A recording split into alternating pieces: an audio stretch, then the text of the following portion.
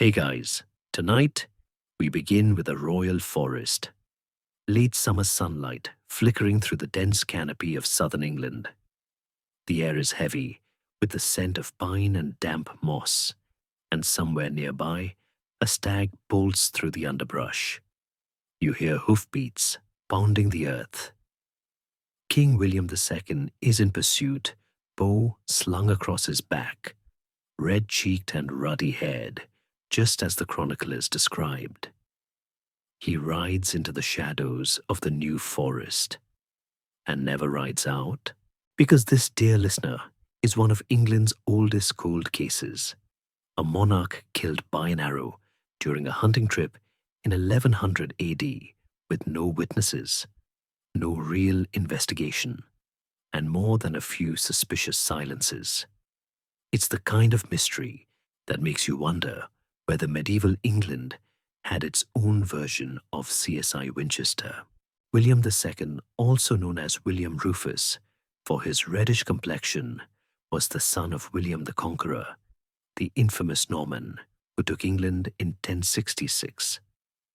When the elder William died, his sons squabbled over the family estate like it was a medieval Thanksgiving dinner. The oldest, Robert, got Normandy.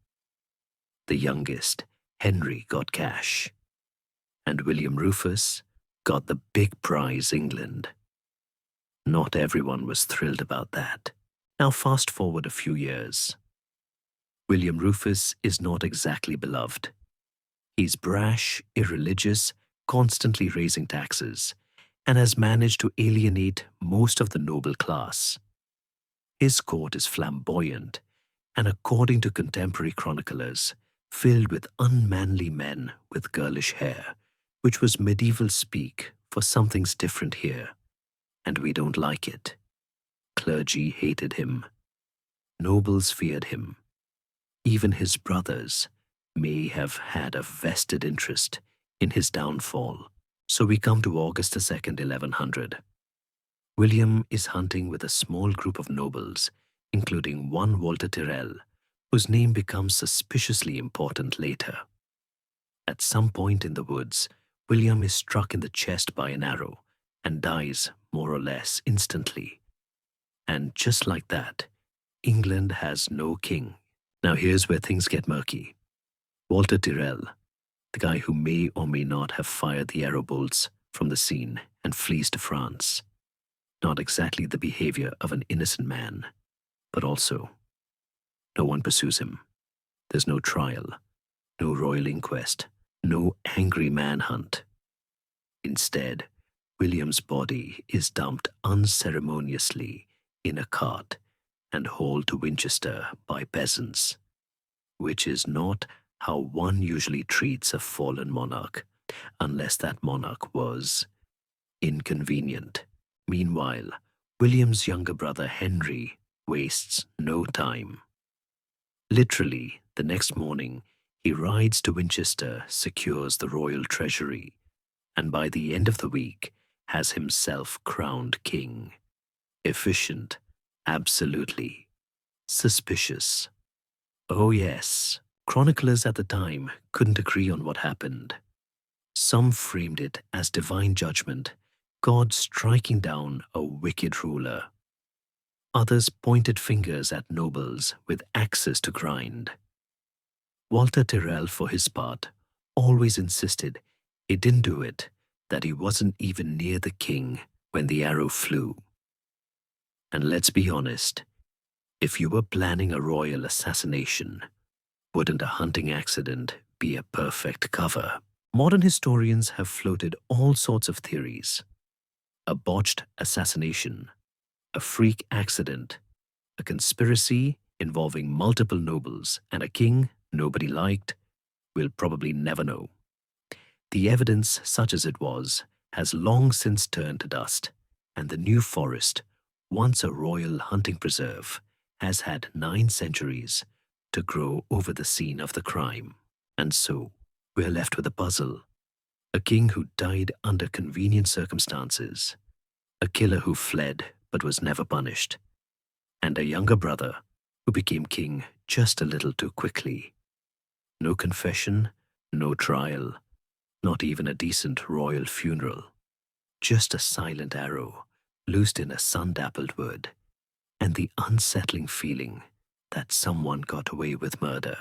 When an entire order of warrior monks collapses overnight, you'd expect a bit of bookkeeping, maybe a receipt, a leftover ledger. But when the Knights Templar were dissolved in the early 1300s, one of the wealthiest organizations in medieval Europe seemed to evaporate, and so did its treasure. Gold, silver, sacred relics, priceless artifacts, entire fleets, even documents. All gone. Just poof into the mists of legend. Which is why centuries later, we are still chasing whispers of the Templar treasure. Let's rewind. The Knights Templar were founded around 11 and 19 to protect pilgrims traveling to the Holy Land. But they didn't stay humble for long. Thanks to papal privileges and a series of successful ventures, some military, some surprisingly financial, they became absurdly rich. They owned castles, vineyards, ships, entire towns. They created a network of banking that let nobles deposit gold in Paris and withdraw it in Jerusalem. In short, they were a medieval version of MasterCard, with swords. And people noticed. By the early 1300s, King Philip IV of France was deeply in debt to the Templars. Conveniently, he also happened to be paranoid, power-hungry, and in desperate need of money. On Friday, October 13th, 1307, yes, that Friday the 13th, Philip ordered the arrest of every Templar in France. The charges heresy, idol worship, spitting on the cross, black magic, and basically anything else that sounded terrible enough to justify seizing their assets. Many confessed under torture. Their Grand Master, Jacques de Molay, would later be burned at the stake after retracting his confession. But here's the twist. When Philip went to seize the Templar treasure, it had mysteriously disappeared. Entire wagons of gold archives and relics were simply missing. They'd had warnings, maybe even allies, tipping them off, and by the time royal agents showed up, there was nothing left to seize. Cue centuries of speculation. Did the Templars hide their treasure across Europe? Some say they loaded it onto ships and vanished into the Atlantic. Others suggest it's buried beneath Rosslyn Chapel in Scotland, guarded by esoteric symbols and possibly ghosts with excellent upper body strength. More eccentric theories place it in Oak Island, Nova Scotia, or claim it became the root of secret societies like the Freemasons. And then there's the Holy Grail crowd insisting the Templar treasure wasn't just gold, but a relic so sacred it had to be hidden forever. Skeptics, of course, argue that the Templars never had quite as much treasure as legend suggests. That the order was rich, yes, but most of that wealth was in land and property, not glittering chests full of rubies and gold doubloons. But even if we accept that argument, we are still left with the mystery of their fleet. Several Templar ships vanished from La Rochelle in western France right before the arrests. No logs, no sails spotted again. Just silence on the waves. And then there's the Vatican. Pope Clement V, under Philip's pressure, dissolved the Templars in 1312. But what became of their secrets, their archives, their inner circle?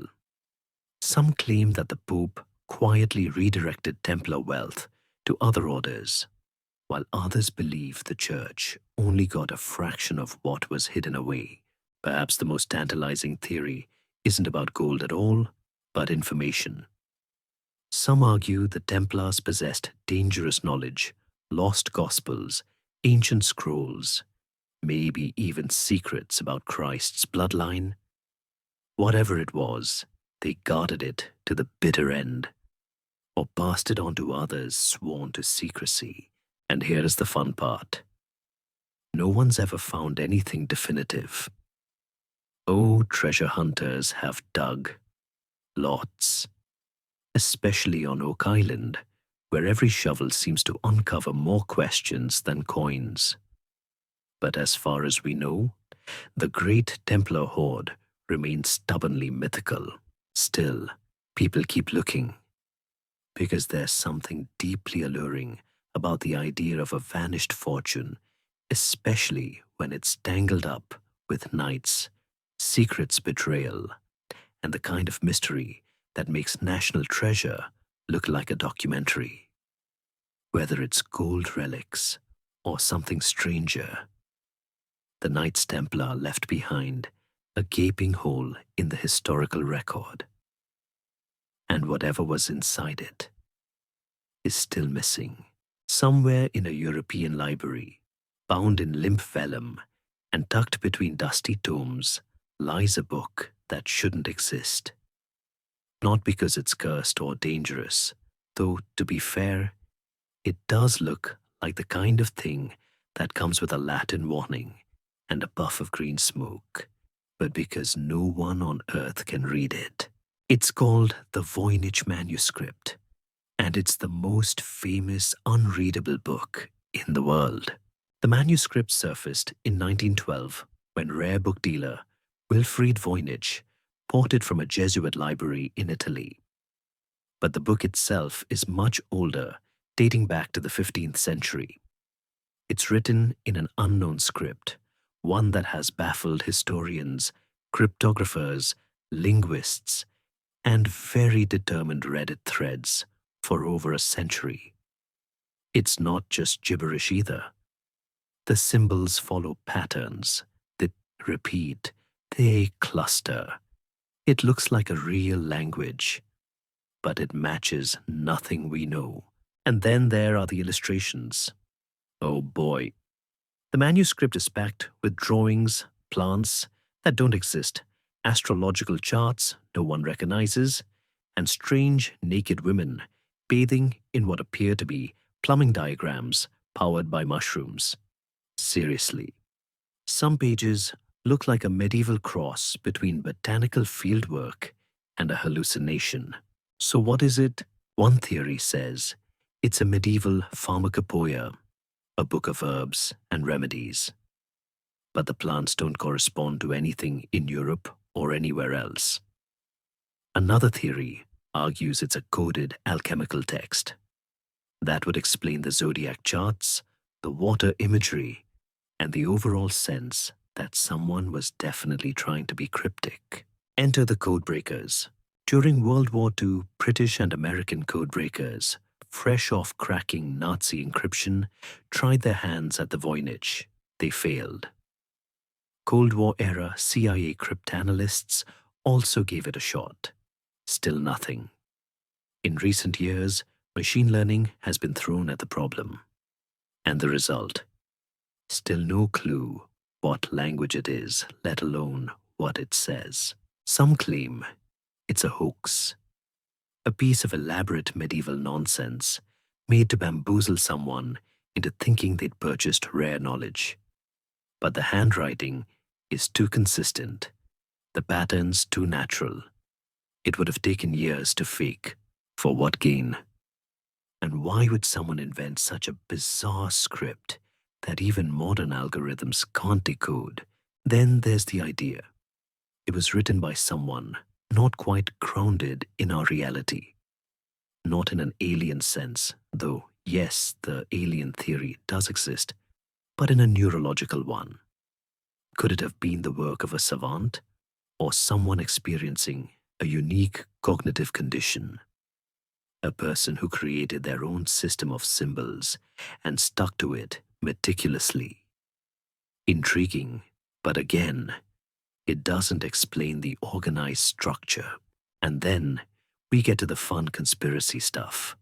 Some say it contains ancient lost knowledge, Atlantean science, Babylonian secrets, even extraterrestrial messages disguised as herbal guides.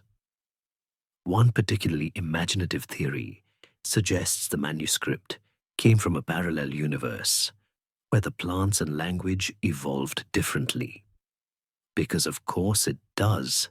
More sober minds point out that medieval Europe was full of secrets. Scholars encoded texts for safety or exclusivity, and sometimes people wrote in tongues only they understood. But the thing about secrets is they tend to leave a few breadcrumbs. The Voynich leaves none. There's no author signature, no colophon, no watermark trail to a printer or workshop. Just 240 pages originally. More some are missing, inked with care, drawn with curiosity, and as silent as the grave. Even its name Voynich is a 20th century tag. The original title, if it ever had one, is long forgotten. Maybe the author didn't want to be known. Or maybe the book was never meant to be read by anyone except a very small group of initiates. A club, a sect, a brotherhood, or just one very cryptic weirdo. And here's the kicker, the manuscript still feels deliberate. Not frantic, not messy. Just strange. Patiently strange. Whoever wrote it had a plan, a system, a vision. Whether it was medical magical or metaphorical is anyone's guess. But that's why we're still talking about it. The Voynich manuscript is a time capsule of mystery wrapped in parchment and ink, whispering a language we can't understand about a world we've never seen. And until someone cracks it or admits it was just an elaborate 15th century prank, it will remain one of the most infuriating, mesmerizing puzzles of the medieval age. Picture this towering icebergs drifting silently in the North Atlantic, the wind biting through the thickest wool cloak, and a Norseman staring out across a desolate fjord where his people once thrived. Then nothing. No more settlements, no more ships, no more Norse. Just ruins, empty farms, and a mystery that's baffled historians for centuries. Because sometime around the 1400s, the Greenland Norse disappeared. Completely. It started so promisingly. Around 985 AD, Eric the Red, yes, that Eric, with the fiery hair and a talent for branding, founded settlements on Greenland's southwestern coast. He named it Greenland to make it sound more appealing, which remains one of history's boldest real estate scams. But remarkably, it worked. Hundreds of settlers came, and for a few centuries, Norse communities in Greenland flourished. They built farms, churches, even a cathedral. They traded walrus ivory with Europe. They hosted weddings, sang ballads, and played the long, cold game of survival. Then around the late 1300s into the 1400s, silence. The Western settlement disappears first, followed by the larger Eastern settlement. No dramatic battle, no epic final stand, just a quiet fade into obscurity. So what happened? Theories abound. One big contender, climate change. Around this time, the so-called Little Ice Age began a period of global cooling that hit Greenland particularly hard. Growing seasons shortened. Grazing became harder. Even fishing and seal hunting grew more difficult as ice choked the coasts. The Norse, who relied on agriculture and livestock, may have struggled to adapt. But climate alone doesn't tell the whole story. There's evidence of increasing conflict with the Inuit peoples, who also inhabited the region. Norse accounts describe tense encounters and some downright violent ones. Did warfare or competition for resources play a role? Possibly. But the Norse never wrote much about these neighbors, and the archaeological record offers only fragments. Then there's isolation. Greenland was far from Norway, and even farther from the emerging centers of trade and power in Europe. As time went on, trade ships visited less frequently. The Pope's letters took decades to arrive, if they arrived at all. A bishop once sent to Greenland supposedly never made it, and no one really followed up. The Greenland Norse may have simply been forgotten. And then there's the theory that they left. Some believe the settlers abandoned their cold farms and sailed west, possibly to Newfoundland or even farther into North America. There's no direct proof of this, but the idea is tantalizing. Could they have blended with indigenous peoples, started new lives on distant shores, leaving behind the frigid, failing settlements? It's a long shot, but in the absence of bodies' records or final letters, it's hard to rule anything out. Interestingly, we do have a few chilling hints. One of the last known records from Greenland is a wedding cheery enough, but the next mention is a Norwegian ship that arrived to find nothing but abandoned homes and silence. No bodies, no signs of violence, just emptiness.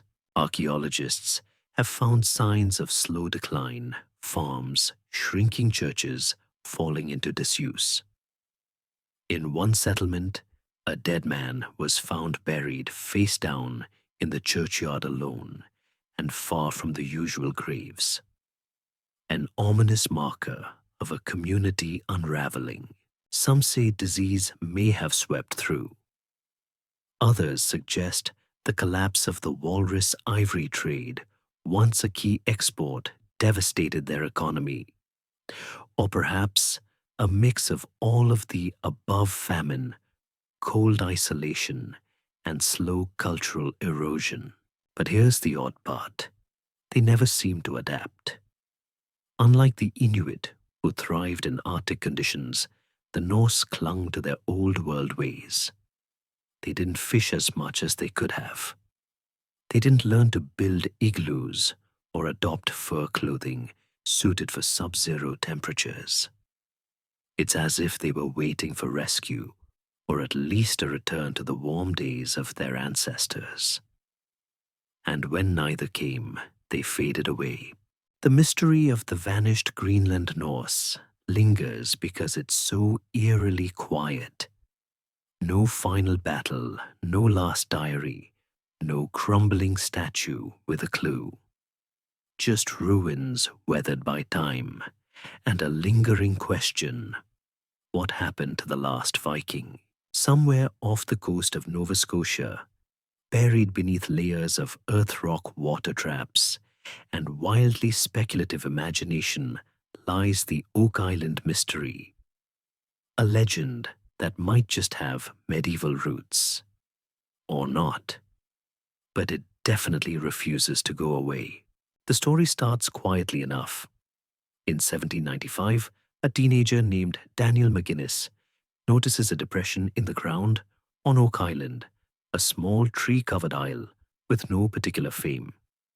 He and his friends start digging, thinking maybe they've stumbled across pirate loot. After all, stories of buried treasure were all the rage, and Nova Scotia had plenty of coves and inlets for secret pirate business. What they found, however, wasn't a simple chest with gold coins and a helpful skeleton. They dug down and discovered something else. Entirely wooden platforms, every 10 feet, layers of clay and charcoal coconut fibers that had no business being in Canada, and eventually a supposed stone inscribed with strange symbols that no one could fully translate. It all pointed to one thing: someone had gone to an absurd amount of trouble to hide something. Here's where things get especially mysterious. As digging continued through the centuries, by various treasure hunters, businessmen, even Franklin D. Roosevelt. Before he got busy with other things, people kept encountering the same problem: booby traps. At around 90 feet deep, seawater would suddenly flood the pit through a series of ingeniously engineered tunnels.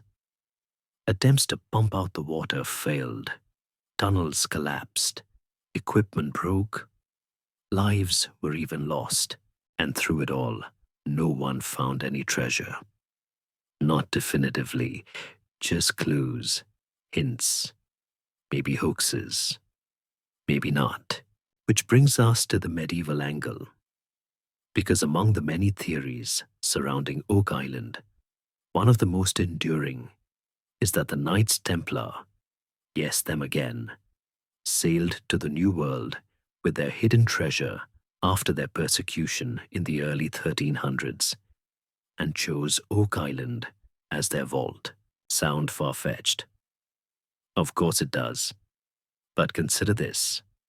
There are carved stones on Oak Island that resemble Templar crosses.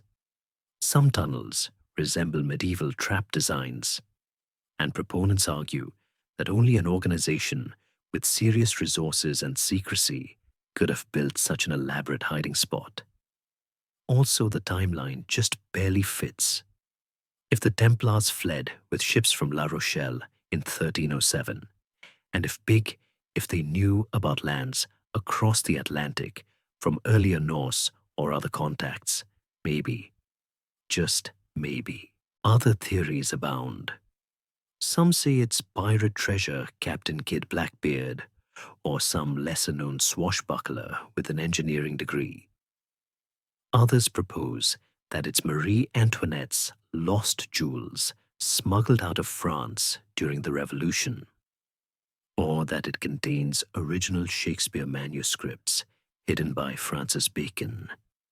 Yes, really. Skeptics, on the other hand, argue that the money pit is a natural sinkhole, and that much of the mystery was manufactured over time by well-meaning but overly excited diggers and investors. The mysterious inscribed stone, for example, has gone missing, and the only copy of its symbols was made decades later by someone with a stake in the treasure. And yet the allure persists. The island is now fenced off and protected. A reality TV series, The Curse of Oak Island, has brought renewed interest, complete with sonar scans, metal detectors, and an impressive array of disappointed experts. Every dig seems to promise answers. Every find, a rusted nail, a scrap of parchment, fuels the legend. But here's the real mystery. Even if there is treasure, what kind? Gold is nice. But the kind of effort that went into building these traps, digging this pit and sealing it so perfectly, it suggests something more than just wealth. Something significant. Sacred relics, lost documents, a secret that someone wanted to keep buried forever. Or maybe it's nothing. Maybe the real treasure is the endless rabbit hole of theories, arguments, and late-night debates it inspires. After all, few medieval mysteries have managed to stay this alive, this stubborn for over 2 centuries of digging. But until someone hits bottom, if that's even possible, Oak Island remains unsolved. A tantalizing blend of history, legend, engineering, and human obsession.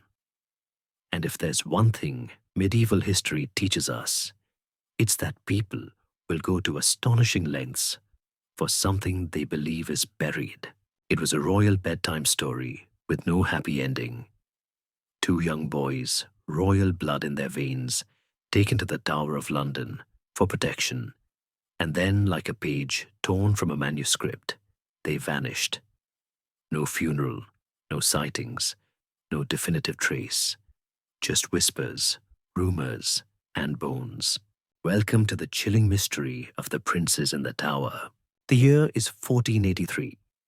King Edward IV has died unexpectedly, leaving his 12-year-old son, Edward V, as his heir. But Edward's uncle, Richard, Duke of Gloucester, was appointed Lord Protector until the boy came of age. On paper, that sounds fair. In practice, it played out like a Shakespearean tragedy, with a dash of medieval Game of Thrones. Edward V and his younger brother, Richard, Duke of York, were lodged in the Tower of London, a royal residence back then, not just a prison. But as summer wore on, the coronation never happened, and instead of being crowned, young Edward was declared illegitimate. His uncle Richard seized the throne and became Richard III. Awkward. Not long after that, the two boys were seen less and less. By late summer, they were no longer spotted at all. Then came silence. To this day, we don't know exactly what happened to them. Were they murdered, spirited away in secret? Did one of them escape and later return as an imposter? Let's start with the popular theory murder. Many believe Richard III had the boys killed to secure his throne. He had motive opportunity and enough political power to silence any protest. Thomas More, writing decades later, painted Richard as the villain hiring agents to smother the boys in their sleep. But More was writing under the Tudors, who had every reason to vilify Richard. Other suspects have emerged. Some point the finger at Henry Stafford, Duke of Buckingham, Richard's former ally, who may have had ambitions of his own. Others suggest Henry Tudor, soon to become Henry VII, ordered the murders to eliminate rival claimants before he took the crown. But here's the frustrating bit. There's no direct evidence, no confession, no eyewitness account. No body was definitively identified, at least not until 1674, when workers renovating the White Tower uncovered a small wooden box beneath a staircase. Inside, two small skeletons believed to be the princes. The bones were reburied in Westminster Abbey under a plaque that reads, "These are believed to be the bones of Edward Fiennes and his brother Richard." A solid guess. But believed to be is not quite the same as definitely are. In the 20th century, the bones were briefly examined and determined to be children's remains, roughly the right age. But DNA testing wasn't available, and the crown has since declined further exhumation. So the question lingers, are those really the boys? Meanwhile, a series of so-called pretenders would claim to be Prince Richard, the younger of the two. The most famous was Perkin Warbeck, who in the 1490s claimed he had escaped the tower and fled to Europe. He gained supporters, even the backing of Margaret of Burgundy, Edward IV's sister. But Henry VII eventually captured him, paraded him through London, and had him executed. Warbeck confessed under pressure, but historians debate whether he was truly an impostor or the real deal, silenced by a nervous king. Here's the twist. In Richard III's short reign, he never publicly acknowledged the boys' deaths. No body produced, no funeral, nothing to calm public suspicion, which is either very guilty behavior or the desperate silence of a man who genuinely didn't know what happened. Some even theorize the boys weren't murdered at all. Maybe they died of illness. Maybe they were hidden away by loyalists. Or maybe Richard planned to keep them alive until the political storm passed, only to have things spiral beyond his control. In any case, by the time Henry VII won the crown at Bosworth Field in 1485, the mystery was already locked in place. And Henry, instead of solving it, buried it deeper. He married the prince's sister, Elizabeth of York, uniting the warring houses. But he never confirmed their fate. Maybe he didn't know. Or maybe he preferred the uncertainty. After all, a mystery can't be proven true or false. And so the story of Edward and Richard remains one of history's most haunting vanishings. Two young boys swept into royal politics, taken to a tower, and erased from view. Whether by murder accident or manipulation, their disappearance cast a long shadow over the Wars of the Roses and over England itself. Today their ghosts are said to haunt the tower. But in a way, they've haunted the historical record far longer. Two silent figures whose final fate may never be known, but never quite forgotten. In the sweltering summer of 1518, the town of Strasbourg awoke to a strange sound: the slap of feet on cobblestones, the shuffle of worn shoes, the faint thud of rhythmic movement. A woman named Frau Trophea had stepped into the street and started to dance. Not a happy jig or a medieval tick-tock, but a wild, frenzied motion that didn't stop. Not for hours, not for food, not even for sleep. And she wasn't alone for long. Within a week, dozens of people had joined her, twitching, spinning, and collapsing from exhaustion, only to rise and dance again. By the end of the month, reports claimed that over 400 people were caught in this strange grip. Some danced until their feet bled. Others fainted. A few even died, allegedly from strokes or heart attacks. And no one could say why. This was the dancing plague of 1518. And to this day, no one has conclusively explained what caused it. The local authorities were baffled. At first, they thought it was a medical issue, perhaps an overheated blood condition or hot humors. So naturally, their solution was to build a stage and hire musicians. Because what better way to help exhausted, possibly dying dancers than with more dancing? This, as you may have guessed, did not help. Eventually, the afflicted were carted off to a shrine dedicated to Saint Vitus, the patron saint of you guested dancers. There, barefoot and bandaged, they were subjected to religious rituals meant to drive out the supposed curse or spiritual possession. Some recovered. Others simply vanished from the record. Historians have debated the cause for centuries. One theory blames ergot poisoning a fungus that grows on damp rye and can produce hallucinations, convulsions, and psychosis. Think of it as medieval LSD, but less fun. Yet ergot tends to cause seizures, not synchronized sidewalk raves, and it rarely affects entire crowds in perfect rhythm. Another theory suggests mass hysteria, now more politely termed mass psychogenic illness. The idea here is that stress, fear, and anxiety, possibly spurred by famine disease or religious dread, caused people to lose control en masse. In the deeply religious world of medieval Europe, where saints, demons, and miracles walked the daily line, the mind was just as vulnerable as the body. If you believed dancing could purge sin or illness, maybe your brain made it so. Still, the scale of the event baffles scholars. Hundreds of people dancing against their will for days on end. It sounds more like a grim fairy tale than documented history. And yet the records are real. Multiple sources, including physicians, chroniclers, and city council notes, confirm the outbreak.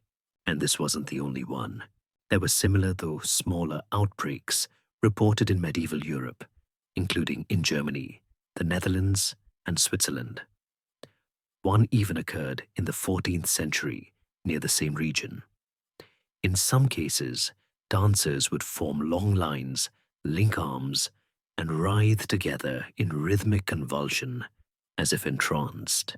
Saint Vitus's dance became both a medical term and a spiritual condition, depending on whether you wore a robe or a lab coat. And while the church saw it as possession or punishment, doctors eventually called it chorea, a term for involuntary movement disorders.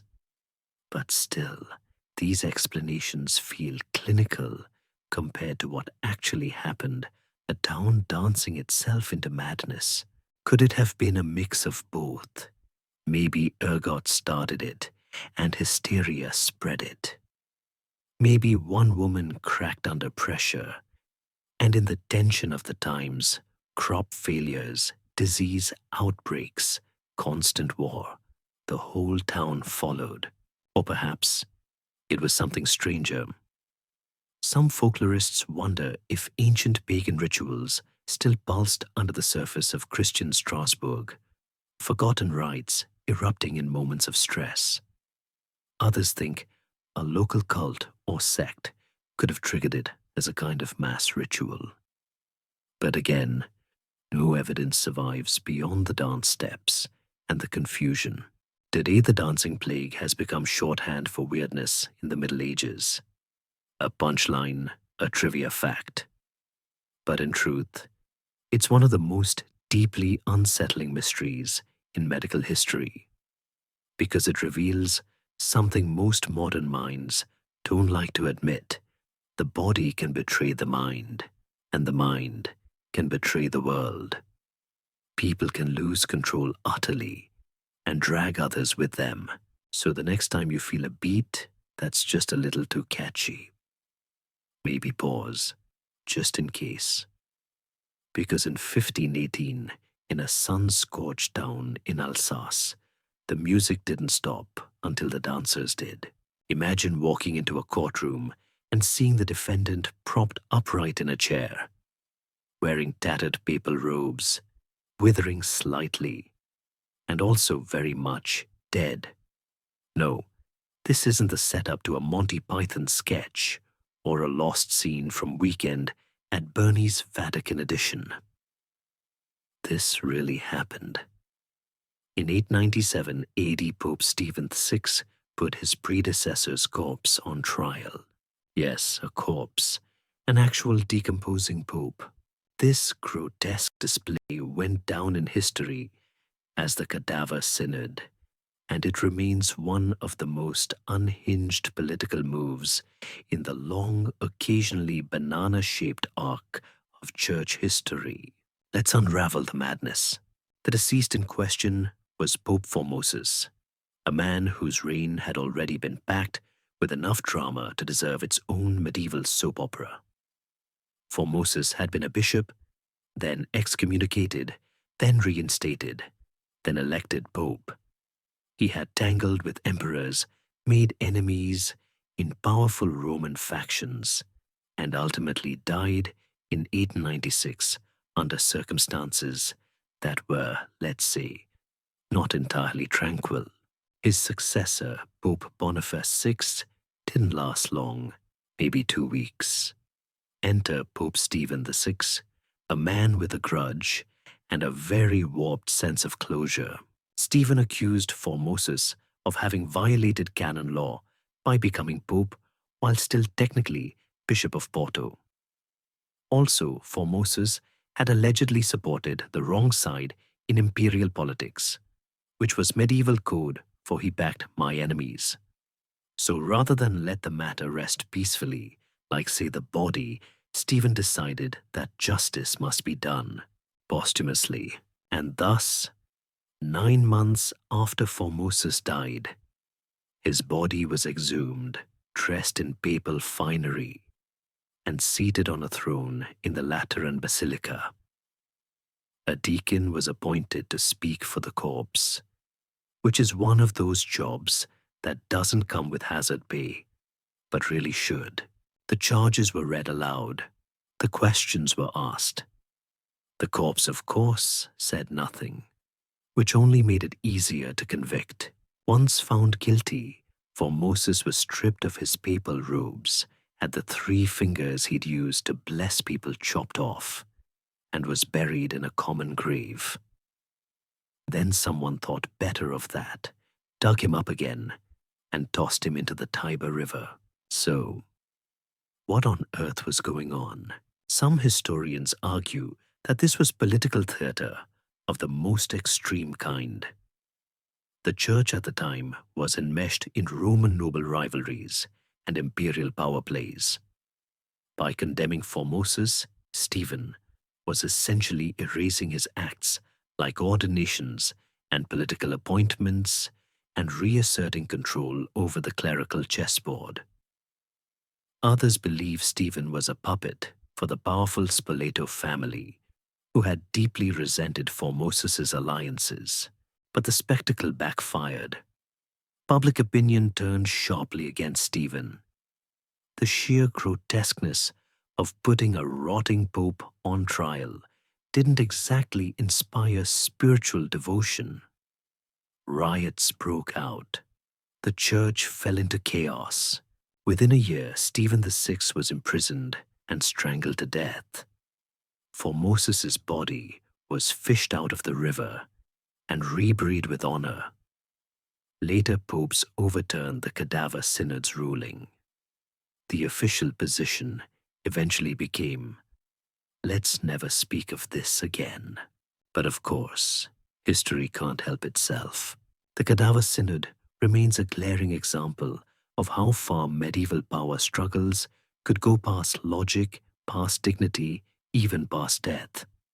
It's absurd, macabre, and deeply telling. In a time when popes wielded real political power, enemies didn't just bury you, they unburied you and put you on trial. No other event quite captures the surreal paranoia of the 9th century church. Not the occasional anti-popes, not the forged documents, not even the rival bishops fist-fighting in basilicas. This was the apex of ecclesiastical, unhinged behavior. So the next time your workplace gets a little dramatic, just remember, at least your boss hasn't dragged a corpse into HR, and somewhere in the quiet corridors of the Vatican archives, a record of that trial still exists. Scribbled in careful Latin, detailing the charges, the sentence, and the grim aftermath. A reminder that sometimes the dead can still be dragged into politics literally.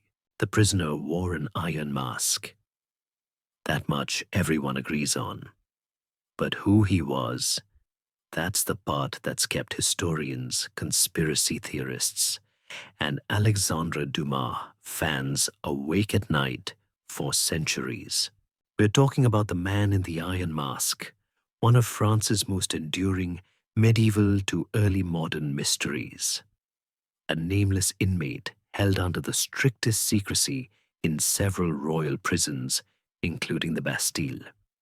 Always under guard, his face always concealed, his name never spoken aloud. No pressure. But if you were trying to break out of obscurity and become the most tantalizing enigma in French history, this guy nailed it. Let's set the scene. It's the mid to late 1600s. King Louis XIV is on the throne. France is powerful, elegant, paranoid. Somewhere in this gilded age of powdered wigs and absolute monarchy, a man is arrested under mysterious circumstances. He's imprisoned under the custody of a jailer named Benin d'Auvergne de Saint-Mars, a man known for his discretion and absolute loyalty to the crown. Saint Mars is transferred between multiple high-security prisons over the years, and wherever he goes, the masked prisoner goes with him. Always kept apart, always closely guarded, and always wearing that iron mask. The prisoner is never seen by other inmates. His cell is heavily reinforced. Even his meals are delivered in silence. Some versions of the tale say the mask was lined with velvet to make it more bearable. Others insist it was made of black cloth or leather. But it was the iron version that stuck in the public imagination thanks to a particularly juicy retelling by Voltaire, and later Dumas. Now the record gets even stranger. When the man died in 1703, he was buried under the name Marchiali, a pseudonym clearly. All his possessions were burned. His cell was scraped and whitewashed. It was as if he had never existed. So who was he? There are theories. Oh, so many theories. One of the most enduring is that he was the twin brother of Louis XIV, born in secret to avoid a succession crisis. This became the premise of Dumas' famous novel, The Man in the Iron Mask, in which the rightful heir is hidden away and replaced by the more politically convenient twin. It's dramatic, romantic, and almost certainly fictional, but deliciously irresistible. Another theory posits that the prisoner was Count Ercole Antonio Mattioli, an Italian diplomat who betrayed French secrets and was kidnapped by agents of Louis XIV. His imprisonment was meant to be hush-hush to avoid diplomatic scandal. It fits some of the timeline, but the whole Iron Mask for decades apart seems like a bit of an overreaction for a leaky politician. Then there's Eustache Dogger, perhaps the most historically grounded suspect. Some documents refer to a man by that name held under special secrecy by Saint-Mars. The problem? No one knows who he really was or what he did to deserve life in solitary confinement with a face-covering accessory that screams drama. Other candidates include disgraced nobility, an illegitimate royal relative, and even an unnamed valet who knew too much about courtly scandals. Every few decades, a new historian dusts off, a theory pokes around in the archives, and comes away with the same conclusion: lots of smoke, very little fire. So why all the secrecy? Some argue it wasn't about who the prisoner was, but what he knew. Dangerous knowledge, scandalous truths, royal skeletons best kept locked in iron. Or maybe it was just classic absolutist paranoia. When you have unlimited power, you go to absurd lengths to protect your image. Even the mask itself has become symbolic. Whether it was iron or not, it signified erasure, turning a man into a myth, a cautionary tale, a reminder that kings could make people disappear, not just from the world, but from memory. And of course it worked. Because here we are, more than 300 years later, still wondering who he was. Still chasing shadows in letters and ledgers. Still staring into that blank iron face and hoping it will blink. So many medieval mysteries leave us with ruins or relics. But this one leaves us with something more unsettling, a name that was taken, a life reduced to silence, and the echo of footsteps behind a locked door, always just out of reach. In the sleepy English village of Woolpit, sometime in the 12th century, a pair of children emerged from a pit, or possibly just a hollow in the earth, depending on who you ask, and gave the local farmers something to gossip about for, well, nearly 1,000 years. Because these weren't ordinary children. Their clothes were strange, their language unrecognizable, and most memorably, their skin was green. Yes, green. As in leaf green. As in, did they crawl out of a fairy tale green? The story of the Green Children of Woolpit is one of medieval England's most bizarre little puzzles. It was recorded by two fairly reliable chroniclers, Ralph of Coggeshall and William of Newburgh. Both men were monks not known for wild embellishments, which makes this case all the more confounding. The tale goes like this. During the reign of King Stephen, mid-1100s, villagers in Woolpit discovered a young boy and girl near a wolf pit, hence the name of the town disoriented and frightened. Their skin had a greenish hue. Their garments were made of unknown fabric, and they spoke a language no one understood. Naturally, the locals did what any reasonable medieval villagers would do. They took the children in, tried to feed them, and stared a lot. The kids refused all food until someone offered them raw broad beans. Only then did they eat, and ravenously at that. After a while, the children adjusted. They learned English, began eating regular food, and with time, their green skin faded to a more human shade, though whether that means they had an unusual condition or were just very malnourished remains a matter of debate. Sadly, the boy died not long after baptism. The girl, however, survived and grew up, eventually working in the household of a knight and reportedly marrying a man in King's Lynn. But the real intrigue lies in what she claimed about where they came from. According to her, they hailed from a land called St. Martin's Land, where the sun never shone and everything was twilight. The people there were all green. One day, the children had been herding cattle when they wandered into a cave or tunnel.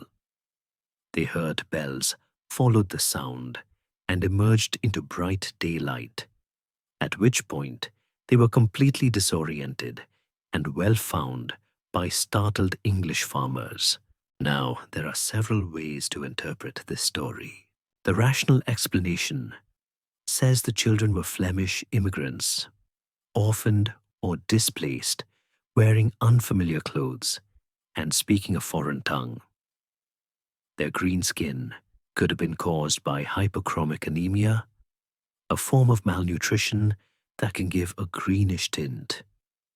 They might have been hiding in the woods or a cave, and when they emerged, it all seemed mystical to the locals. But there are holes in that theory. The region wasn't unfamiliar with foreigners. Flemish communities existed nearby, and neither chronicler suggests this explanation.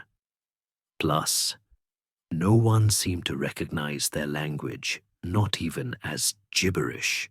Then there's the more folkloric angle that the children were from another realm. Medieval people believed in thin places, locations, where the veil between worlds was fragile. Fairy mounds, sacred groves, certain caves. Was Woolpit one such place?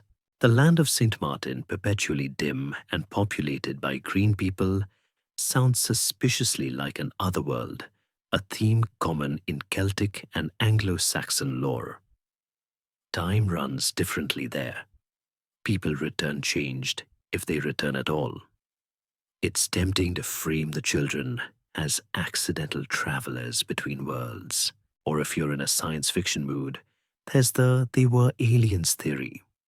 Yes, that exists. The idea is that the children were extraterrestrial, accidentally transported via some interdimensional glitch, and left to navigate medieval Suffolk with zero prep. Is it likely? Absolutely not. Is it fun? You bet. Some scholars have proposed a middle ground interpretation. The children were victims of war or persecution, emerging from underground refuges or abandoned mines. Their strange appearance and malnutrition could have led to their eerie look and behavior. And the bells they heard, maybe a church or abbey nearby guiding them by sound through the unfamiliar countryside. Yet the mystery endures, because even the rational explanations leave threads dangling. How did no one identify their speech? Why was their story so consistent? And why, above all, did both monks who were fairly no-nonsense record keepers, deem it worthy of recording. Maybe it's a tale embroidered over time. Maybe it was always a parable dressed as fact. Or maybe two children really did stumble in from somewhere else, somewhere not quite of this world. And if you're ever walking through Suffolk on a cloudy afternoon and feel a strange breeze coming up from the earth, well, keep an ear out for bells, just in case.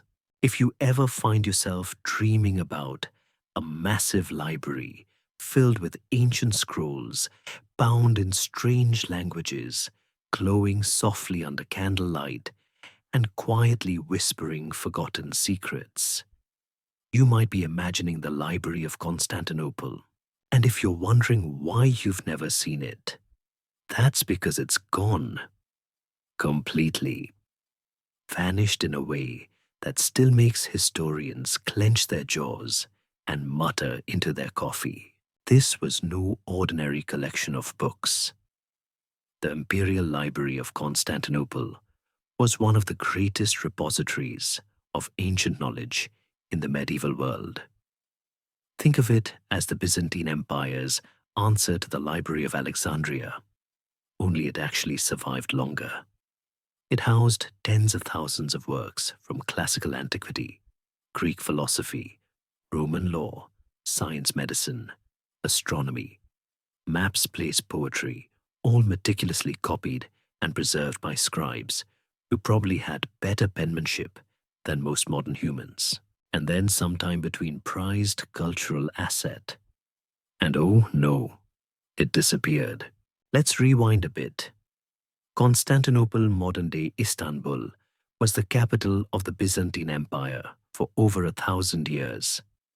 A jewel of a city, heavily fortified, ridiculously wealthy, and a buzzing center of art, religion, and learning.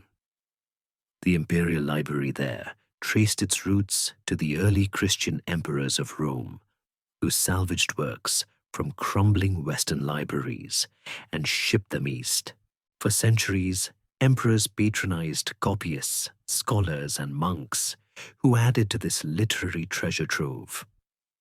The collection included not just religious texts, but pagan philosophy, medicine, and mathematics. Much of what we know about Aristotle, Galen, and Sophocles was preserved at least partially because of Byzantium. But here's the problem. We don't know when or how the library met its end. There wasn't a single catastrophic blaze like Alexandria. Instead, the records fade. It's as if the shelves were quietly emptied while no one was watching. Some historians point to the Fourth Crusade in 1204 as a key moment. Western European crusaders, originally bound for the Holy Land, instead sacked Constantinople. Because of politics debts and a stunning lack of supervision, what followed was an orgy of looting, vandalism, and destruction. Churches were pillaged, citizens were slaughtered, and the city's treasures, including its manuscripts, were either burned or shipped back to Italy as war booty. Did the library perish in that frenzy? Maybe. Some sources mention fires and missing scrolls, but others suggest it had already declined before the Crusaders arrived. Another theory is that it succumbed to slow neglect. Political instability, repeated sieges, and waning imperial interest meant fewer scribes and fewer safe places to store delicate parchment. Libraries scattered throughout monasteries and private homes may have guarded fragments, but the central cohesive archive, it just stopped being mentioned. And then, of course, there's 1453, the fall of Constantinople to the Ottoman Turks. The city was besieged for weeks, its walls pounded by cannons, its defenders outnumbered and exhausted. When the Ottomans finally broke through, chaos reigned. The Hagia Sophia was converted into a mosque. Palaces were looted, And whatever ancient texts remained were either destroyed, hidden, or absorbed into private collections if they weren't already gone by then. Some hope that lost manuscripts from the Imperial Library survive in dusty archives across Europe and the Middle East, misfiled or mislabeled. Every now and then, a forgotten Greek tract is rediscovered in an Italian monastery or a Syrian church. So maybe the knowledge hasn't vanished, just scattered, but the mystery remains. How could something so vast, so important, disappear so completely? It's not just the loss of books, it's the silence. There are no full catalogues, no detailed accounts of what was in the library, just passing mentions from travelers and scholars who hint at treasures now irretrievable. It's like trying to reconstruct the Louvre using only tweets and vague diary entries. And it's not just about quantity. The library might have held unique works plays by Euripides that we've never read, scientific treatises that could have changed medieval medicine, lost gospels, even pre-Christian histories of ancient civilizations. Entire chapters of human thought could have perished in that slow fade to nothing. So the next time someone tells you history is all neatly preserved in books, remember the quiet tragedy of Constantinople's missing library. The lights were once lit, the shelves once full, and now just echoes, just questions. In the dusty pages of medieval lore, one object gleams brighter than all the others, untouched, unseen, but endlessly pursued. Kings chased it, monks wrote about it, knights bled for it. Songs were sung, wars were sparked. And yet, no one could say with certainty what it looked like, or if it had ever truly existed. That's the enduring, shimmering mystery of the Holy Grail. Now, when most people hear Holy Grail, they picture a golden chalice, possibly glowing, maybe levitating a bit, surrounded by faint angelic humming. But the original legend was murkier. Was it a cup, a bowl, a stone, a metaphor for divine grace, a magical battery pack for eternal life? The medieval mind didn't exactly clarify it. But that didn't stop them from obsessing over it. The earliest Grail stories pop up in the 12th century, thanks to writers like Chrétien de Troyes and Wolfram von Eschenbach. These tales painted the Grail as a mystical object of enormous power, something that could heal wounds, reveal truth, and even grant immortality. And unlike other relics, it was never found in a tidy shrine or sold for 3 chickens and a goose in a dusty village market. It was hidden, guarded, waiting for a worthy soul to uncover it. Enter the knights, especially the Arthurian ones, Sir Galahad, Sir Percival, Sir Bors, off on Grail, quests across enchanted forests and collapsing bridges. Their stories weren't just action-adventure tales. They were deeply spiritual. The Grail became a kind of divine GPS, leading those pure of heart toward enlightenment and smiting anyone who dared take shortcuts. But was there a real Grail behind the myth? Some historians suggest the legend stems from early Christian traditions about the cup used by Jesus at the Last Supper, supposedly the same cup Joseph of Arimathea used to collect Christ's blood during the crucifixion. That's a powerful symbol, and medieval Europe loved powerful symbols. Churches in Valencia, Genoa, and even Glastonbury claimed to have the Grail. Pilgrims lined up to see cups, bowls, or stones said to possess divine power. But none of them quite matched the legend. None glowed. None healed lepers on the spot. Meanwhile, others theorized the Grail wasn't an object at all.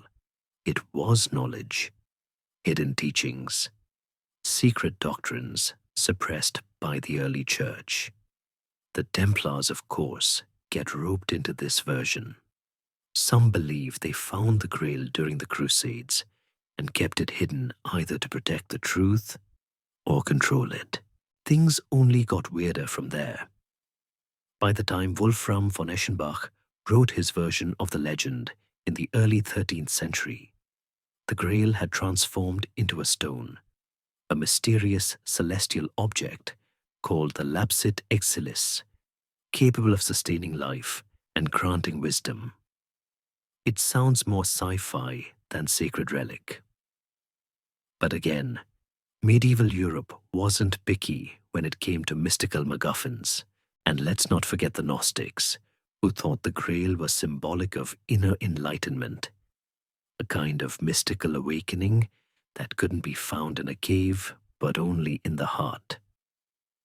This version never involved jousting tournaments, sadly, but it certainly made for deep conversations at candlelit monasteries. Of course, modern pop culture added its own layers. From Monty Python's coconut clapping quest to Indiana Jones's dusty temple crawl, the Holy Grail has become shorthand for the unattainable, the ultimate goal that's always just out of reach. But what keeps the Grail so enduringly mysterious is that no one can agree on what it even is. A relic, a metaphor, a cover story for something more dangerous.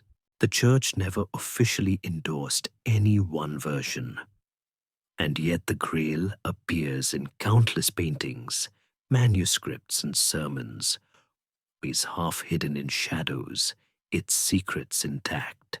And here's the real kicker. Even if someone had found it, would anyone have believed them? In a way, the Grail has been found over and over again. Dozens of artifacts across Europe claim the title. Some are beautifully crafted chalices, others humble stone bowls. But none have passed the ultimate test of a true medieval mystery to silence the debate. Because if the Grail were ever truly uncovered, its mystery would evaporate. And maybe, just maybe, we're more in love with the search than the prize. So the next time you hear of a hidden treasure or a quest with no end, think of the Holy Grail, eternal, elusive, and forever, just one glint of light away in the fog of history. Imagine losing an entire country's crown jewels, not just misplacing them behind a tapestry, or leaving them on a royal barge after too much mead, but sinking them into a swamp. That allegedly is exactly what happened to King John of England in 1260. Now, King John isn't exactly history's favorite monarch. He's mostly remembered as the whiny villain in Robin Hood stories, and for being the guy who signed the Magna Carta because his nobles basically forced him to. He taxed everyone irritated. The Pope lost territories in France and managed to provoke half the realm into open rebellion. Not a banner year, so it's almost poetic that in the final months of his reign, John's royal treasure simply vanished. Here's the story, or at least how it was later told. In October 1216, John was in a panic.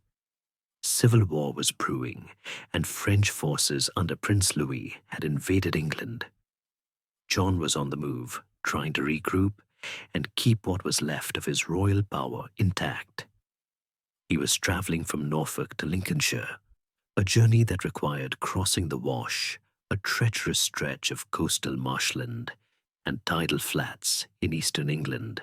This was no medieval road trip.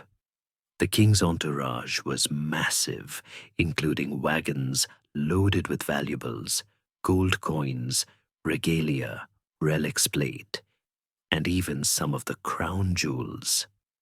It was royal baggage on steroids. On October 12th, John took a safer inland route. His treasure convoy, however, was ordered to go across the Wash, presumably to save time. A terrible decision. The Wash is a landscape that punishes the overconfident. Tides there move fast and hard. What looks like solid ground in the morning can become a swirling bay of mud and salt water by noon. And apparently, no one told the king's wagon drivers. The treasure convoy set out across the flats. As the tide rushed back in, it quickly became a nightmare. Wagons bogged down, horses panicked, drivers fled. The entire caravan was swallowed by the rising water. Sinks. Gone. John's reaction hard to say. He died shortly afterward, on October 19th, just a week later, possibly from dysentery, possibly from the embarrassment of losing half the royal fortune to a misjudged shortcut. Either way, England now had a new monarch, a peace treaty, and a sunken mystery. Which brings us to the million-gold coin question. Is the treasure still down there? For centuries, treasure hunters and historians have speculated about the lost royal hall. Some believe it's buried deep under layers of silt and seawater in the Wash, preserved like a muddy time capsule. The sheer volume of valuables, supposedly lost caskets of jewels, golden plates, religious relics, would make it one of the most lucrative shipwreck-free finds in history. Others are more skeptical. Some suggest the loss was exaggerated or fabricated later to explain why the royal treasury was mysteriously empty. It's worth noting that detailed records of the treasure's contents don't exist, and no major archaeological digs have yet found solid evidence. Then again, the Wash isn't easy ground to search. It's a dangerous shifting landscape of salt marshes, quicksand, and tidal channels. Digging there is like trying to empty a bathtub with a spoon while someone's filling it from a hose. Any royal wagons that did sink may have been smashed, buried, or scattered over miles. And of course, there's the alternative theory that the treasure was never in the convoy at all, that John had already moved his valuables somewhere else, or hid them, or spent them. The sunken treasure story then might have been a convenient excuse. A medieval my dog ate the receipts. Interestingly, the tale gained traction after John's death. Chroniclers of the time loved a good moral lesson, and the image of a greedy, cruel king losing everything to the tides of nature and then dying was just too perfect. Almost biblical, really. In recent years, there's been renewed interest in searching the Wash with modern technology, ground-penetrating radar drones, sediment analysis. A few coins have turned up, some scraps of medieval metal, but no glittering jackpot yet. Still, the idea of King John's treasure waiting beneath the mud continues to sparkle in the imagination. Maybe it's there, mummified in salt and sand, a royal hall waiting for a lucky finder. Or maybe it's a ghost story told by history to remind us, don't take shortcuts across swamps, especially when your life and your legacy is hanging in the balance. Imagine unrolling a map from the 1500s and noticing something strange, something that shouldn't be there. Detailed coastlines, mountain ranges, ice-free land in places that explorers hadn't yet officially discovered. One such baffling relic is the Puri race map, and it's been confounding historians, geographers, and late-night YouTube theorists for over 500 years. The map was drawn in 1513 by Ottoman admiral and cartographer Peary rice. Only a fragment survives today, roughly one-third of the original. But what's left is enough to raise eyebrows from Istanbul to Antarctica. The surviving piece shows the western coasts of Europe and North Africa and the eastern coast of South America. All fairly impressive for 1513. But then your eyes wander south and things start to get weird, because the map appears to show Antarctica. And not just any Antarctica, an ice-free Antarctica. Detailed, mountainous, with peninsulas and curves that some say align eerily well with what we now know lies beneath the continent's thick glacial crust, which raises the obvious question. How did a 16th century map maker chart a continent that wouldn't be officially discovered until 1820? Let's unpack the mystery. Peary Race didn't claim to have discovered any of these lands himself. In his notes, written right there on the map, he says he compiled it using about 20 source maps, some of them very old, possibly dating back to the time of Alexander the Great. He specifically references Portuguese Arabic and even ancient Greek charts. This idea that he was copying from older, now lost maps has fueled theories that some ancient civilization, or at least some exceptionally well-traveled seafarers, had mapped parts of the world long before the age of exploration. Some suggest these maps could have originated with the Phoenicians, the Egyptians, or even a lost civilization with advanced geographic knowledge. Atlantis always finds its way into this kind of conversation, like that one-party guest who's never invited but always shows up. Now, let's take a skeptical breath. Most modern historians agree that the portion of the map allegedly depicting Antarctica could easily be a misinterpreted drawing of South America's southern coast, distorted due to inaccuracies or Peary's piecemeal source materials. Map makers back then weren't exactly known for cartographic precision. The curvature of continents was often exaggerated, scale optional, compass roses everywhere. Still, the odd accuracy of certain features is what makes people pause. Some researchers have compared the map's southern landmass to seismic scans of Antarctica under the ice and claim there are similarities enough to suggest that someone somehow might have seen the continent before it froze over completely. This is where the ice-free Antarctica theory comes in. Supporters argue that the continent was at some point in the distant past partially or wholly free of ice, and that ancient navigators mapped it. They point to climate models suggesting parts of the Antarctic coast may have been ice-free over 6,000 years ago. But that also predates any known seafaring civilization by a significant stretch. Add in the mystery of how those ancient maps were preserved, passed down, and somehow reached a 16th century Ottoman admiral, and you've got a theory held together with hope, a bit of ancient alien sauce, and a lot of historical duct tape. There's also the language of the map itself.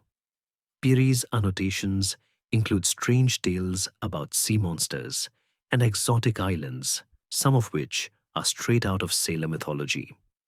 But mixed in with those tall tales are references to very real places, accurate latitudes, currents, even hints at the coast of Brazil before it was fully explored.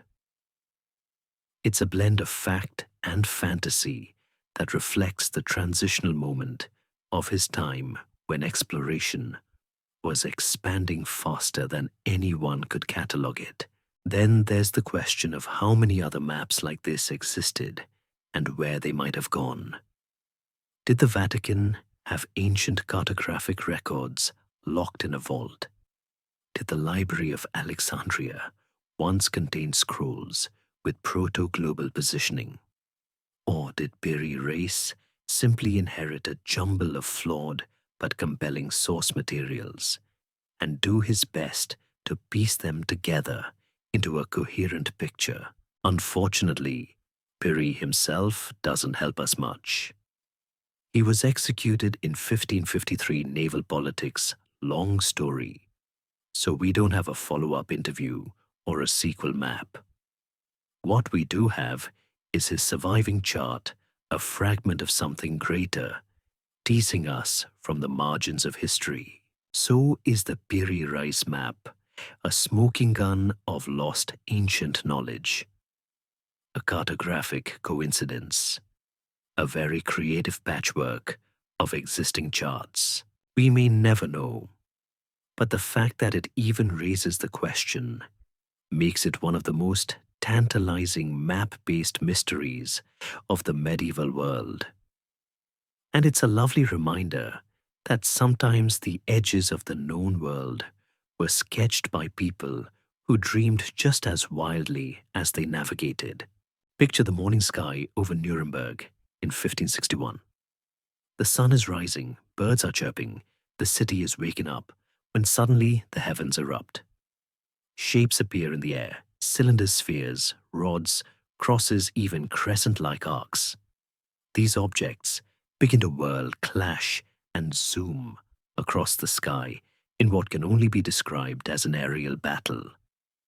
Some fall to earth in smoke, others vanish as quickly as they appeared, and hundreds of people are there to witness it.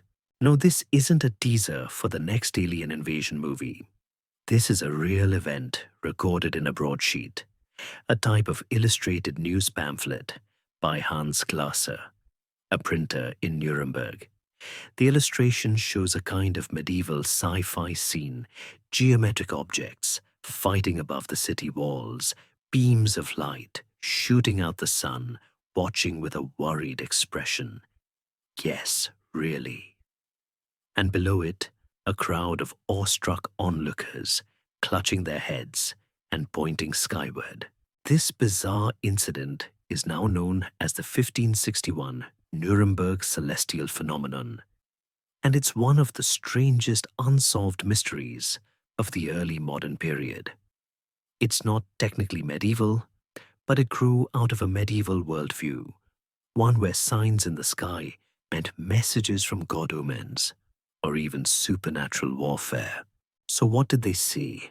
The broadsheet claims that just after dawn, multiple objects emerged in the sky. They moved erratically. They seemed to battle. Some fell, others faded. A large black spear appeared at the end, looming ominously above the horizon. The people were terrified. Glasser wrote that many citizens believed this was a divine warning, a harbinger of doom or divine displeasure. In the age of plagues and religious wars, that wasn't exactly out of left field. But let's talk about the theories. The obvious go-to in modern times is the UFO hypothesis. Alien enthusiasts love this story. The idea is that what the townsfolk witnessed was a mid-air skirmish between spacecraft, or perhaps a massive display of alien tech gone rogue. The spheres and rods even resemble descriptions from modern UFO sightings. Add in the detailed artwork and the sheer number of reported witnesses, and it's catnip for the extraterrestrial-minded. Of course, there are less interstellar explanations too. One is that it was a case of sundogs, a meteorological phenomenon where ice crystals in the upper atmosphere create bright spots, arcs, and halos around the sun. Under the right conditions, this can look pretty surreal. If people were already on edge, remember, this was the Reformation era. With apocalyptic anxiety in full swing, they might have interpreted a natural light show as a cosmic duel. Another possibility is mass hysteria or mass misinterpretation. A flock of birds, atmospheric debris, or even an early rocket experiment. Don't laugh. There were crude explosives, and signal devices at the time could have sparked confusion. Once one person saw shapes, others might have filled in the blanks with their own fears and imaginations. Still, the scale of the report is hard to ignore. It wasn't just one or two villagers with too much mead. This was apparently a citywide experience, and Glaser wasn't some fringe madman. He was a respected printer who documented it seriously, even visually. And this wasn't even the only time it happened. A few years later, in 1566, a very similar event was reported over Basel, Switzerland, also described as spheres fighting in the sky. So, what gives? It's possible that Glaser's broadsheet exaggerated things. After all, sensationalism sold papers even in the 1500s. Maybe people saw something odd, a weather event, a swarm of insects, backlit by the sun, and the story grew in the retelling. But maybe, just maybe, they really saw something no one has explained since. What makes the Nuremberg incident so compelling is how it straddles that line between folklore and first-hand account. It's part miracle, part panic, part sci-fi before sci-fi existed. And it reminds us that for medieval and early modern people, the sky wasn't just blue emptiness. It was a canvas for the divine and sometimes the unexplainable, whether it was aliens, angels, optics, or imagination. The 1561 phenomenon remains a striking example of humanity's deep, unwavering belief that the heavens hold secrets, and sometimes those secrets fall burning from the sky. In a quiet corner of medieval England, a small weathered book sat beneath candlelight, its pages filled with strange symbols, cryptic diagrams, and the kind of text that makes modern eyes twitch. It wasn't just any manuscript. This was said to be a magical book capable of summoning angels, unlocking the secrets of the heavens, and maybe, just maybe, giving its reader the power to reshape the world. Let's talk about the Book of Soiga, also known as Aldaraya, or depending on which copy you're looking at, the Book of Holy Names, because nothing screams bedtime reading like an alphabetized catalogue of divine beings and coded squares that even mathematicians find unsettling. This mystical tome gained legendary status thanks to its most famous reader, Dr. John Dee. Now, John Dee wasn't your average wizard in a pointy hat type. He was Queen Elizabeth II's court astrologer, an expert mathematician, a map maker, a political advisor, and yes, a man deeply, deeply into the occult. He owned more books than most universities and believed he could communicate with angels using a crystal ball and an assistant who acted as his divine translator. Casual. Sometime in the late 1500s, Dee got his hands on a mysterious book that fascinated and frustrated him in equal measure. The Book of Soiga was filled with Latin text on magic astronomy and angelology, but also with pages upon pages of letter-filled squares, each 36 by 36 packed with seemingly nonsensical patterns. Dee believed the book held hidden knowledge, true knowledge, possibly divine. But he couldn't crack its code. So naturally, he did what any reasonable man in the 16th century would do. He tried to ask the angels. According to his spiritual diaries, Dee performed a ritual and asked his angelic contacts, particularly the archangel Uriel, what the book meant. Uriel responded that the Book of Soiga had been revealed to Adam in the Garden of Eden, and that only the Archangel Michael could fully interpret its contents. That's one heck of a "you're not supposed to know" answer. Dee was both thrilled and tormented. He continued studying the book until his death, but the secrets of those baffling letter squares remained locked. And then, like so many medieval curiosities, the book disappeared. For centuries, scholars searched for it. Historians thought it lost, perhaps burned buried, or simply a figment of Dee's vivid imagination. It wasn't until 1994, yes, the year of dial-up internet and flannel shirts, that not one but two copies of the Book of Soiga were found in separate libraries, one at the British Library in London, the other in Oxford. Cue the collective academic gasp. The rediscovered manuscripts confirmed much of what Dee had written. The text contained mystical invocations, references to astrology, and of course, those infamous coded squares, each linked to specific angelic names and planetary forces. Modern cryptographers and linguists try to analyze the patterns, and while some progress was made, the overall structure remained maddeningly complex. The current best guess: the squares may be based on algorithmic transformations of Latin words, perhaps part of a larger Kabbalistic or numerological system. But to what end? No one's sure. Some scholars think the book was a thought experiment in sacred geometry, or a complex attempt to encode medieval mystical knowledge. Others say it was part of the broader angelic magic movement, where people try to tap into divine knowledge through rituals, numerology, and symbolic languages. And a few still believe it contains actual secrets, perhaps just out of reach, waiting for the right mind or angelic translator to come along. So why does this matter?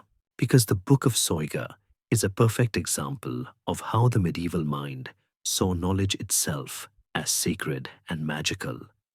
To understand the stars, the angels, the language of creation, that was the ultimate goal. And books like this weren't just repositories of information. They were gateways to something higher. Even today, the Soiga mystery remains unsolved. We have the book, we have the code, but the key still missing. Or perhaps it's hiding in plain sight, waiting for someone who can read, not just with the eyes, but with the soul.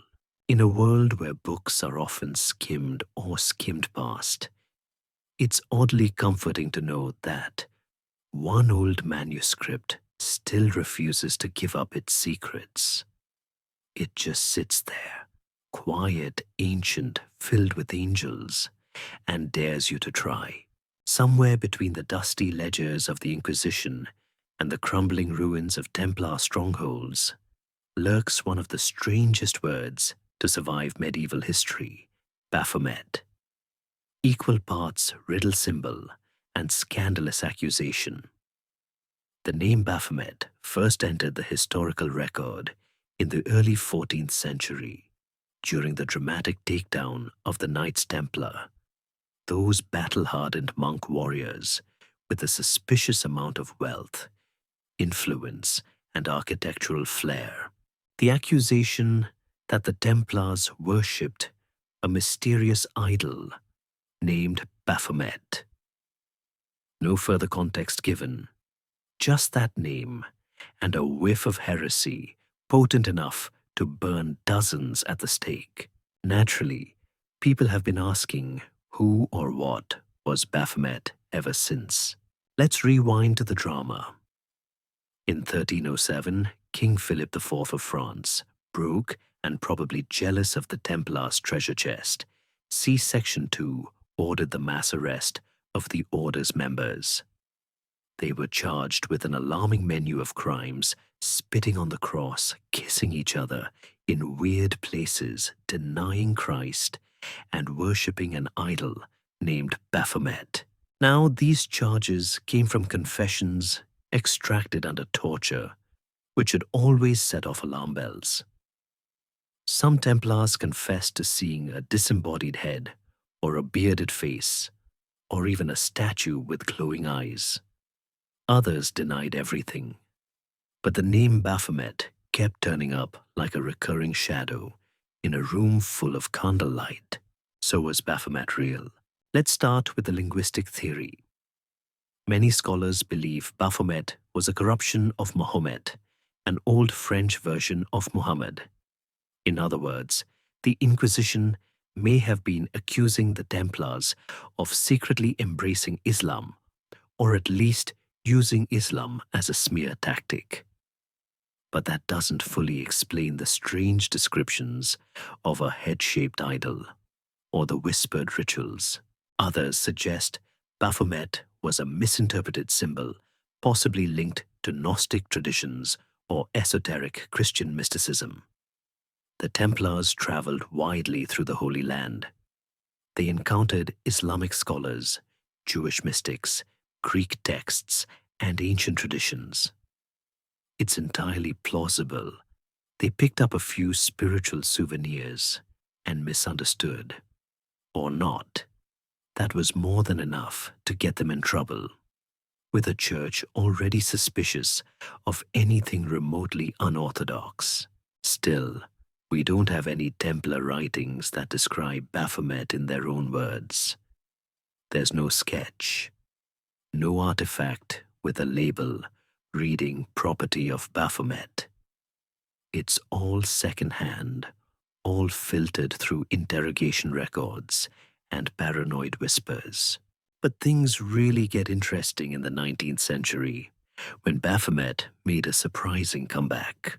That's when French occultist Eliphas Lévy reimagined Baphomet not as an idol or a heretical accusation, but as a symbol of mystical balance.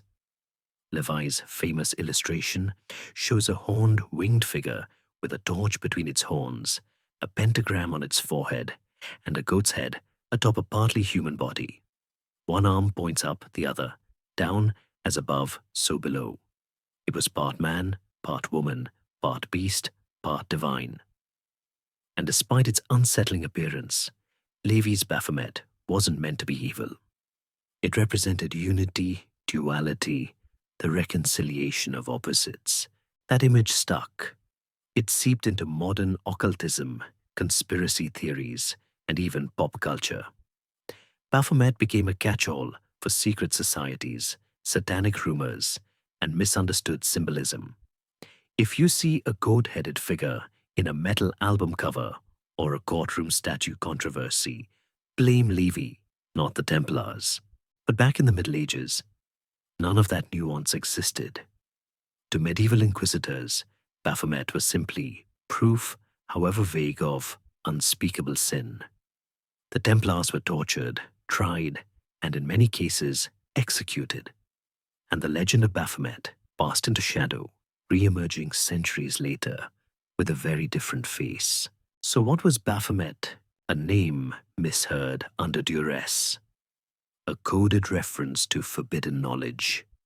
A literal idol. A spiritual metaphor lost in translation.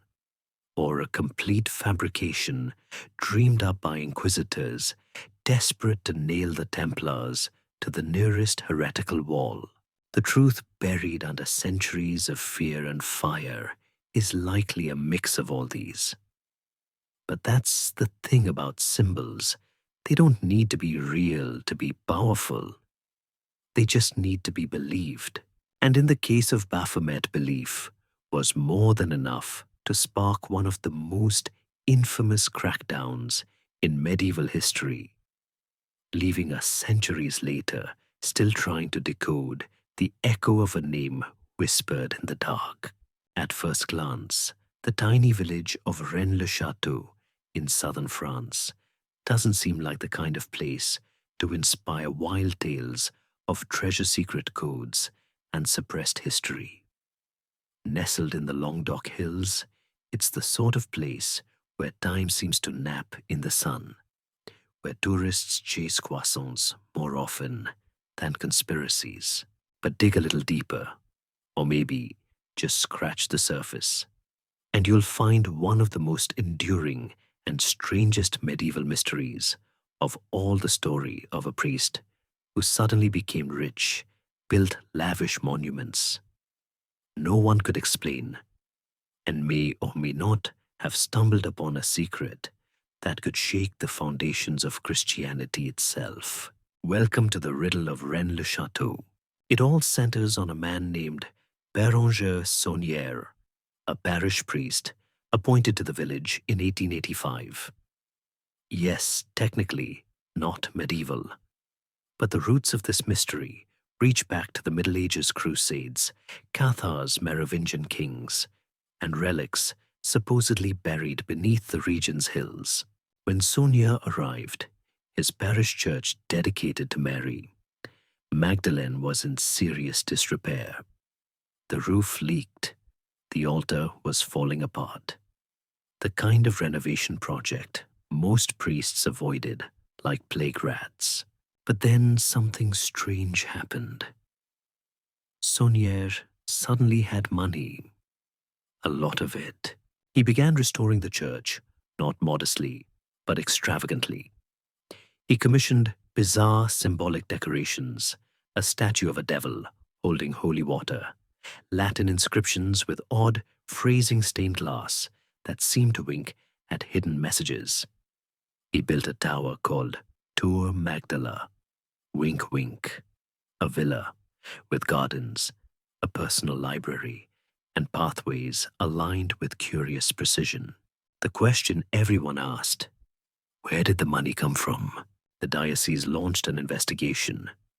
Saunière gave evasive answers. He was accused of selling masses, taking payments from wealthy patrons for prayers he never actually performed. But even if that were true, the numbers don't quite add up. His income seemed way beyond what that sort of spiritual freelancing could realistically produce. That's when the legends began. Some say that during the renovations, Saunière found ancient documents hidden in a pillar of the church, possibly related to the Cathars, a heretical Christian sect wiped out in the 13th century. The Cathars were rumored to have guarded a powerful secret or treasure before their strongholds fell to the Albigensian Crusade. Others believe he stumbled upon parchments linked to the Merovingians, the early Frankish kings of France. A certain theory, made popular much later by the Da Vinci Code, suggests these kings were descendants of Jesus and Mary Magdalene, and that Saunière uncovered proof of this bloodline hidden in the hills of Occitania. A few even suggest he found the Holy Grail itself buried beneath the church or the surrounding mountains. Or maybe the Ark of the Covenant, because once you've opened the lid on medieval treasure legends, everything gets thrown in. To this day, the church has never officially explained the source of Saunière's wealth, and the mystery has only deepened. After his death in 1917, Saunière's housekeeper, Marie Denarnaud, was said to have known the secret. She lived in the villa for decades afterward, refusing to sell it even when destitute. According to one story, she once whispered, "If I told you what I know, the whole world would collapse." Very subtle Marie. She died without revealing anything. In the years since, Rennes-le-Château has become a magnet for treasure hunters, occultists, historians, and cryptographers. Books have been written, documentaries, filmed codebreakers have poured over inscriptions, floor tiles, and property records. No definitive treasure has ever been found, but the theories just keep multiplying. There's even a geometry theory suggesting that Saunière's estate church and tower form precise angles with other landmarks, revealing a massive sacred map across southern France. Because of course they do. So what's the truth? Well, it's muddy. Most historians agree that Saunier probably did receive money from mass offerings. Perhaps he exaggerated his costs and pocketed the difference. But that doesn't explain his secrecy, the coded inscriptions, or the overwhelming fascination he inspired. And what about the supposed medieval roots? The region was once a Cathar stronghold, and ancient fortresses still cling to the peaks. The Visigoths passed through here, possibly hiding treasure as they fled from Rome's fall. And Merovingian graves have been found in the region, royal bones lying in silence. In the end, Rennes-le-Château sits at the intersection of fact and folklore, like a crossroads marked treasure. This way, with no clear direction. Whether Saunier uncovered something extraordinary or simply looked like he had is a mystery that remains delightfully unsolved.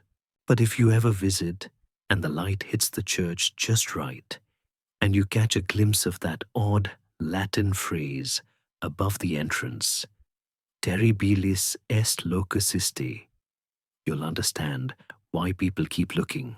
This place is terrible and wonderful, full of secrets, and maybe one day, someone will find the truth buried under its sleepy stones. Once upon a time, because that's genuinely how this legend feels, there was a king named Prester John. He ruled a vast Christian kingdom somewhere in the east, beyond the lands of Islam and paganism. His realm was filled with wonders, rivers of gemstones, fountains of eternal youth, talking animals, and peaceful people who lived in divine harmony. He had armies of 10,000 chariots of fire and a palace made entirely of glass. And for several centuries, Europeans were absolutely convinced he was real. The mystery of Prester John is one of those medieval oddities that began as a hopeful rumor and ballooned into a geopolitical wild goose chase, complete with forged letters, failed expeditions, and desperate prayers for an imaginary ally. The first mention of Prester John appeared in the 12th century during the time of the Crusades. Christian Europe was feeling the heat, literally and metaphorically, from the growing strength of Islamic powers in the Middle East. Morale was low. Battles were being lost. And then, like a whispered miracle, a letter arrived. It was addressed to Emperor Manuel Pharkomnenos of Byzantium. Supposedly from Prester, John himself, ruler of the three Indias, descendant of the Magi, and high priest of a fantastical Christian kingdom somewhere far, far east. The letter described a utopia brimming with unicorns, phoenixes, giant snails, yes, and devout Christian subjects who lived 562 years and had never heard of poverty. It was wild. It was impossible. It was exactly what people wanted to hear. This letter, and others like it, that surfaced over the next 2 centuries, circulated widely. People debated whether Prester John lived in India, Ethiopia, or somewhere in Central Asia. Medieval maps were hastily redrawn to include his realm. Explorers left port looking for his fabled land. Popes sent messages across mountains and deserts, hoping to ally with him against the Muslims. Mongol ambassadors were mistaken for his emissaries. It was religious diplomacy via daydream. At one point, when Genghis Khan's forces swept through Asia and Europe, some Europeans actually believed they might be the army of Prester John coming to aid Christendom. That idea fizzled quickly when the Mongols started burning cities to the ground. So where did this idea come from? Some scholars suggest that the legend may have been inspired by real Nestorian Christians, a sect that had spread deep into Asia, even reaching China by the 7th century. Their distant, semi-mythical presence might have been inflated into the idea of a powerful Christian empire. Others think it was a complete fabrication designed to boost morale and inspire renewed religious fervor. Then there's Ethiopia. By the 14th century, European explorers and merchants began hearing about a powerful Christian kingdom in East Africa ruled by the Solomonic dynasty, which claimed descent from King Solomon and the Queen of Sheba. The Ethiopian church had ancient roots, was fiercely Christian, and had remained independent despite Islamic expansion. This led many in Europe to conclude, aha, we've found Prester John. And to be fair, Ethiopia checked some boxes. It was remote, it was devout, its rulers were regal, but it didn't have rivers of emeralds or armies riding dragons. So while some tried to merge the two narratives, others kept looking eastward toward Asia. Over time, as the age of exploration opened up more of the globe, the idea of Prester John became harder to maintain. No kingdom of glass palaces turned up in Mongolia. No giant gold fountains flowed in Tibet. No Christian sorcerer king welcomed Vasco da Gama to India with a flaming crown. And so the legend faded. But here's the thing, Prester John may never have been real, but his influence absolutely was.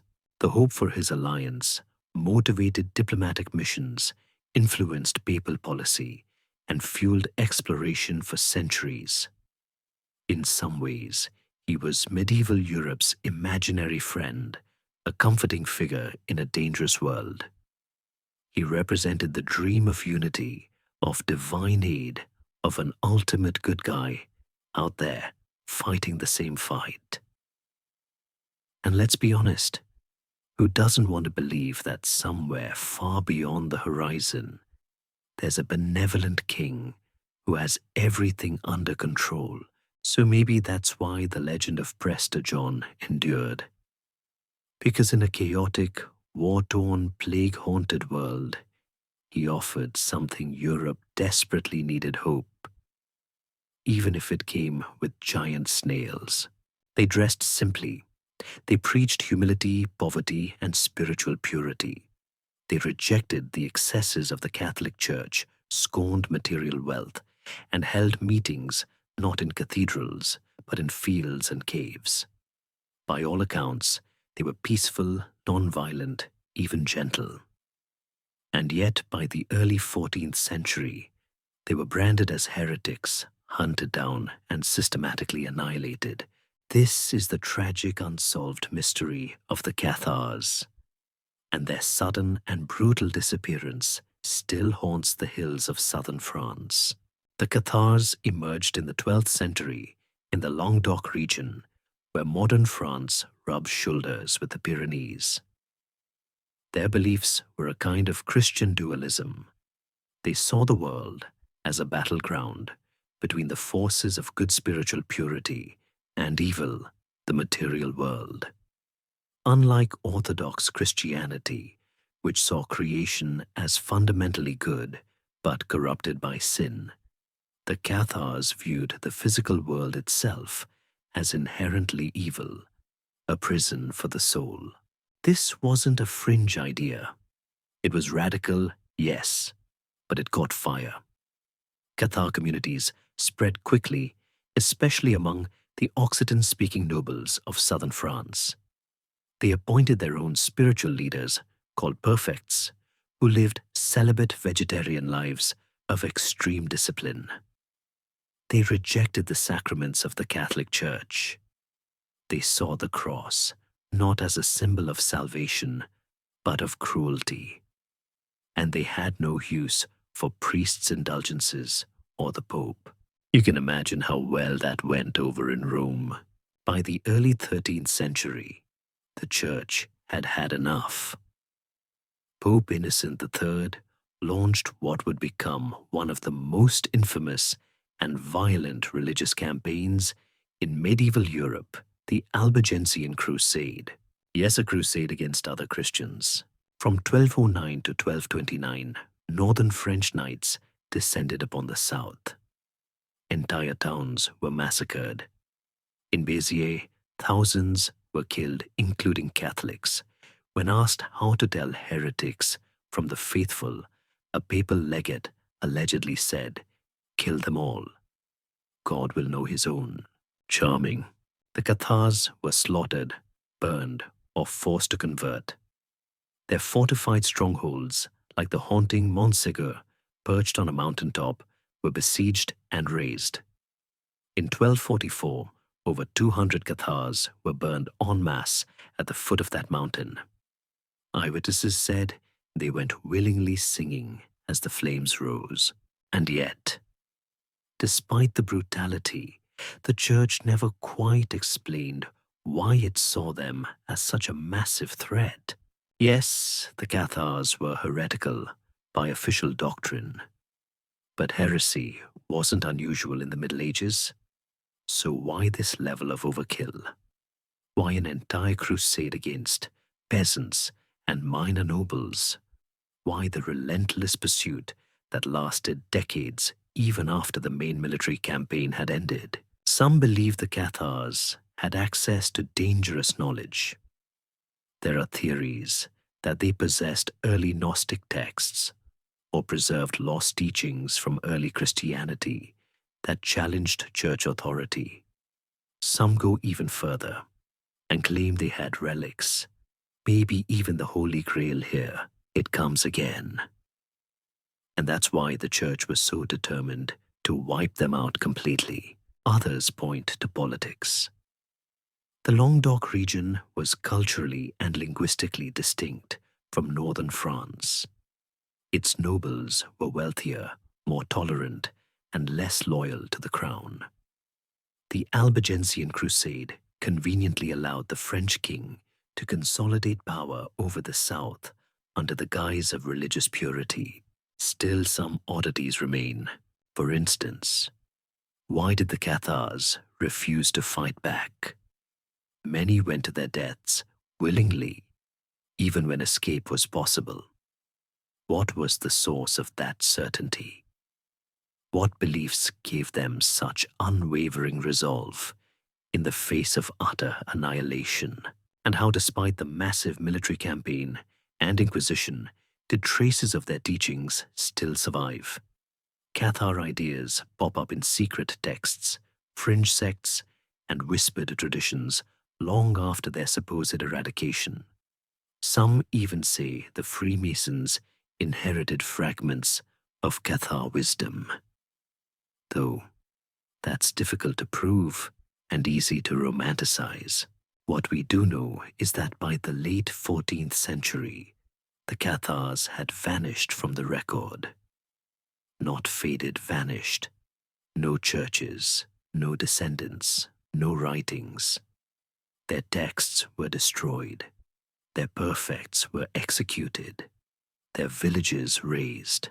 All that's left are ruins, rumors, and a lingering question. What exactly did the Cathars know that made them worth erasing so thoroughly? It's a mystery wrapped in fire, buried under centuries of silence.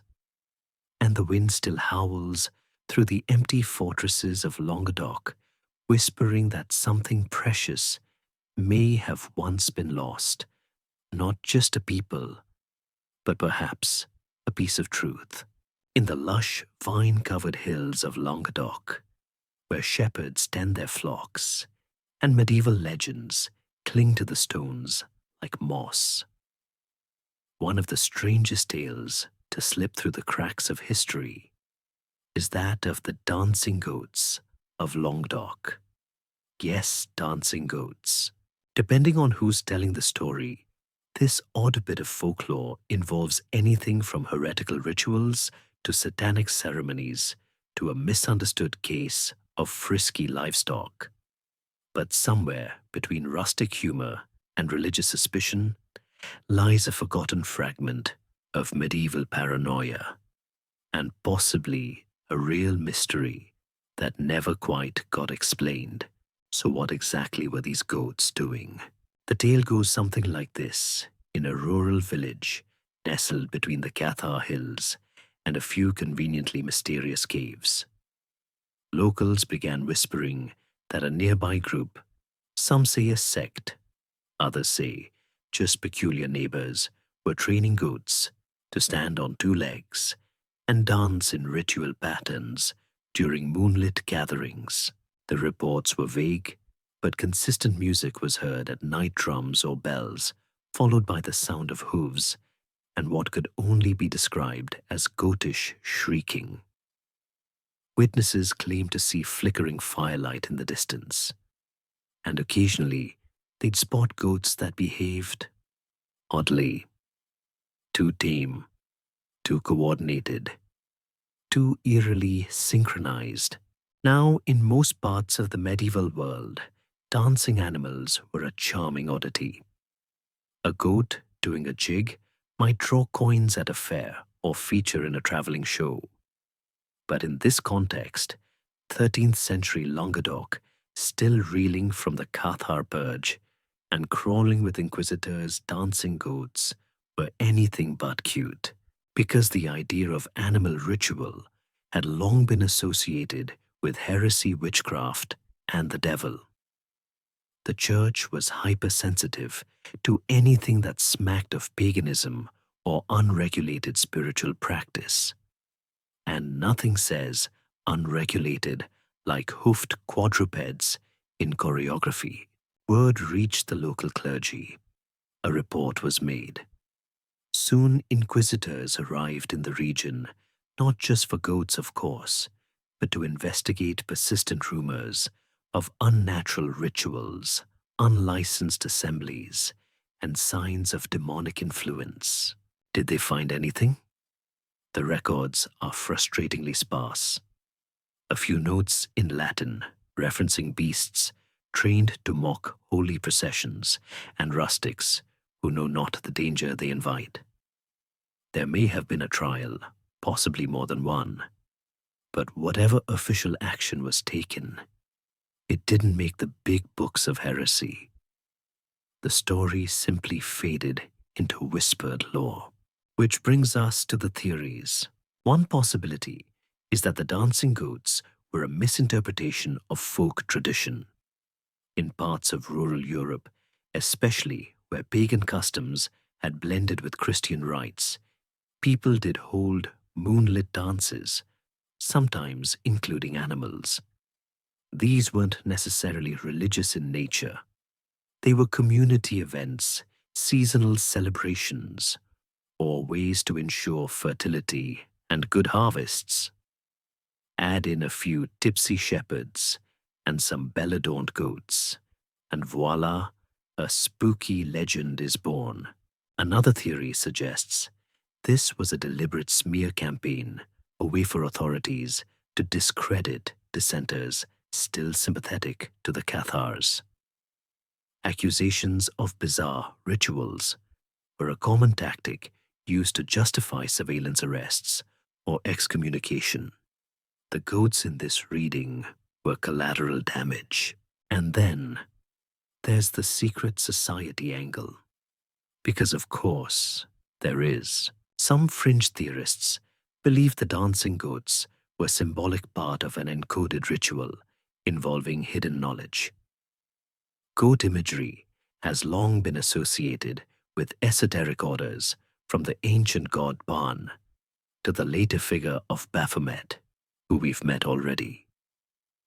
In this theory, the goats weren't the stars of the show. They were markers trained to perform steps that corresponded to sacred geometry or celestial alignments. Do we have any evidence for this? Not really. Just a few carvings, a suspiciously well-preserved goat bell in a museum in Toulouse, and a series of cryptic drawings in a private collection that might just be wishful thinking. Still, the legend persists. Even today, old-timers in southern France might grin and mention the goats that used to dance at dusk near the ruins of some long-forgotten chapel. No one ever shows you a video, of course, just a shrug, a smirk, and the kind of pause that dares you to believe. So what were the dancing goats of Languedoc? Possibly nothing more than creative peasants and a bit of medieval gossip. Or maybe they were part of a deeper tradition, something half remembered, half erased, caught between worlds. Whatever the truth, their story lingers like hoof prints in the dust, faint, irregular, but somehow pointing toward a ritual that no one can quite explain and no one dares to repeat. Tucked away in the Cathedral of Oviedo, Spain, behind layers of glass and centuries of devotion, lies a blood-stained linen cloth known as the Sudarium of Oviedo. It's not particularly eye-catching, just a simple square of fabric, old and brown with age. But for some, it may be one of the most significant relics in all of Christendom. Because according to tradition, this cloth is believed to be the very one that covered Jesus Christ's face after his death on the cross. Now, most people are more familiar with the Shroud of Turin, the larger linen bearing the faint image of a crucified man. But the Sudarium is different, smaller, simpler, and stranger. Its name comes from the Latin word sudarium, meaning sweat cloth, and it's said to have been used not to cover Jesus' entire body, but specifically to wrap his head between death and burial. And yet no one can quite agree on what it actually is, where it came from, or whether it's authentic. Let's start with the basics. The Sudarium measures about 84 by 53 centimeters. It's stained with what appears to be blood and pleural fluid, the sort of thing you might expect from someone who had suffered suffocation or trauma to the lungs. The cloth bears no image, but its markings are oddly symmetrical, as if folded over a face. According to medieval records, the Sudarium arrived in Spain sometime in the 7th century, reportedly transported from Jerusalem to North Africa, then to Seville, and eventually to Oviedo to escape the advancing Muslim conquests. By 840 AD, it was being housed in the Camera Santa of the Oviedo Cathedral, a sacred chamber built just to protect it. So far, so reasonable. But the real mystery lies in how it connects to the Shroud of Turin, and whether both could be authentic. In recent years, researchers have compared the bloodstains on the Sudarium to those on the shroud. They appear to match in type AB, a blood group common in the Middle East, and even in placement.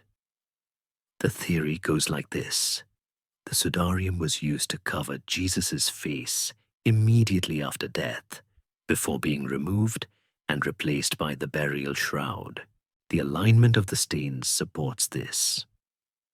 There are patterns that suggest the cloth was wrapped around a face and soaked from both nasal and oral discharge, consistent with post-mortem injuries described in crucifixion accounts. Fold lines also suggest it was fastened behind the head and later unfolded for display. Of course not. Everyone is convinced. Skeptics argue that the cloth's provenance is too patchy. The records don't go back far enough. The chain of custody, essentially, who had it and when, is shaky before the 7th century. And like many medieval relics, it might have been invented or repurposed to draw pilgrims and prestige.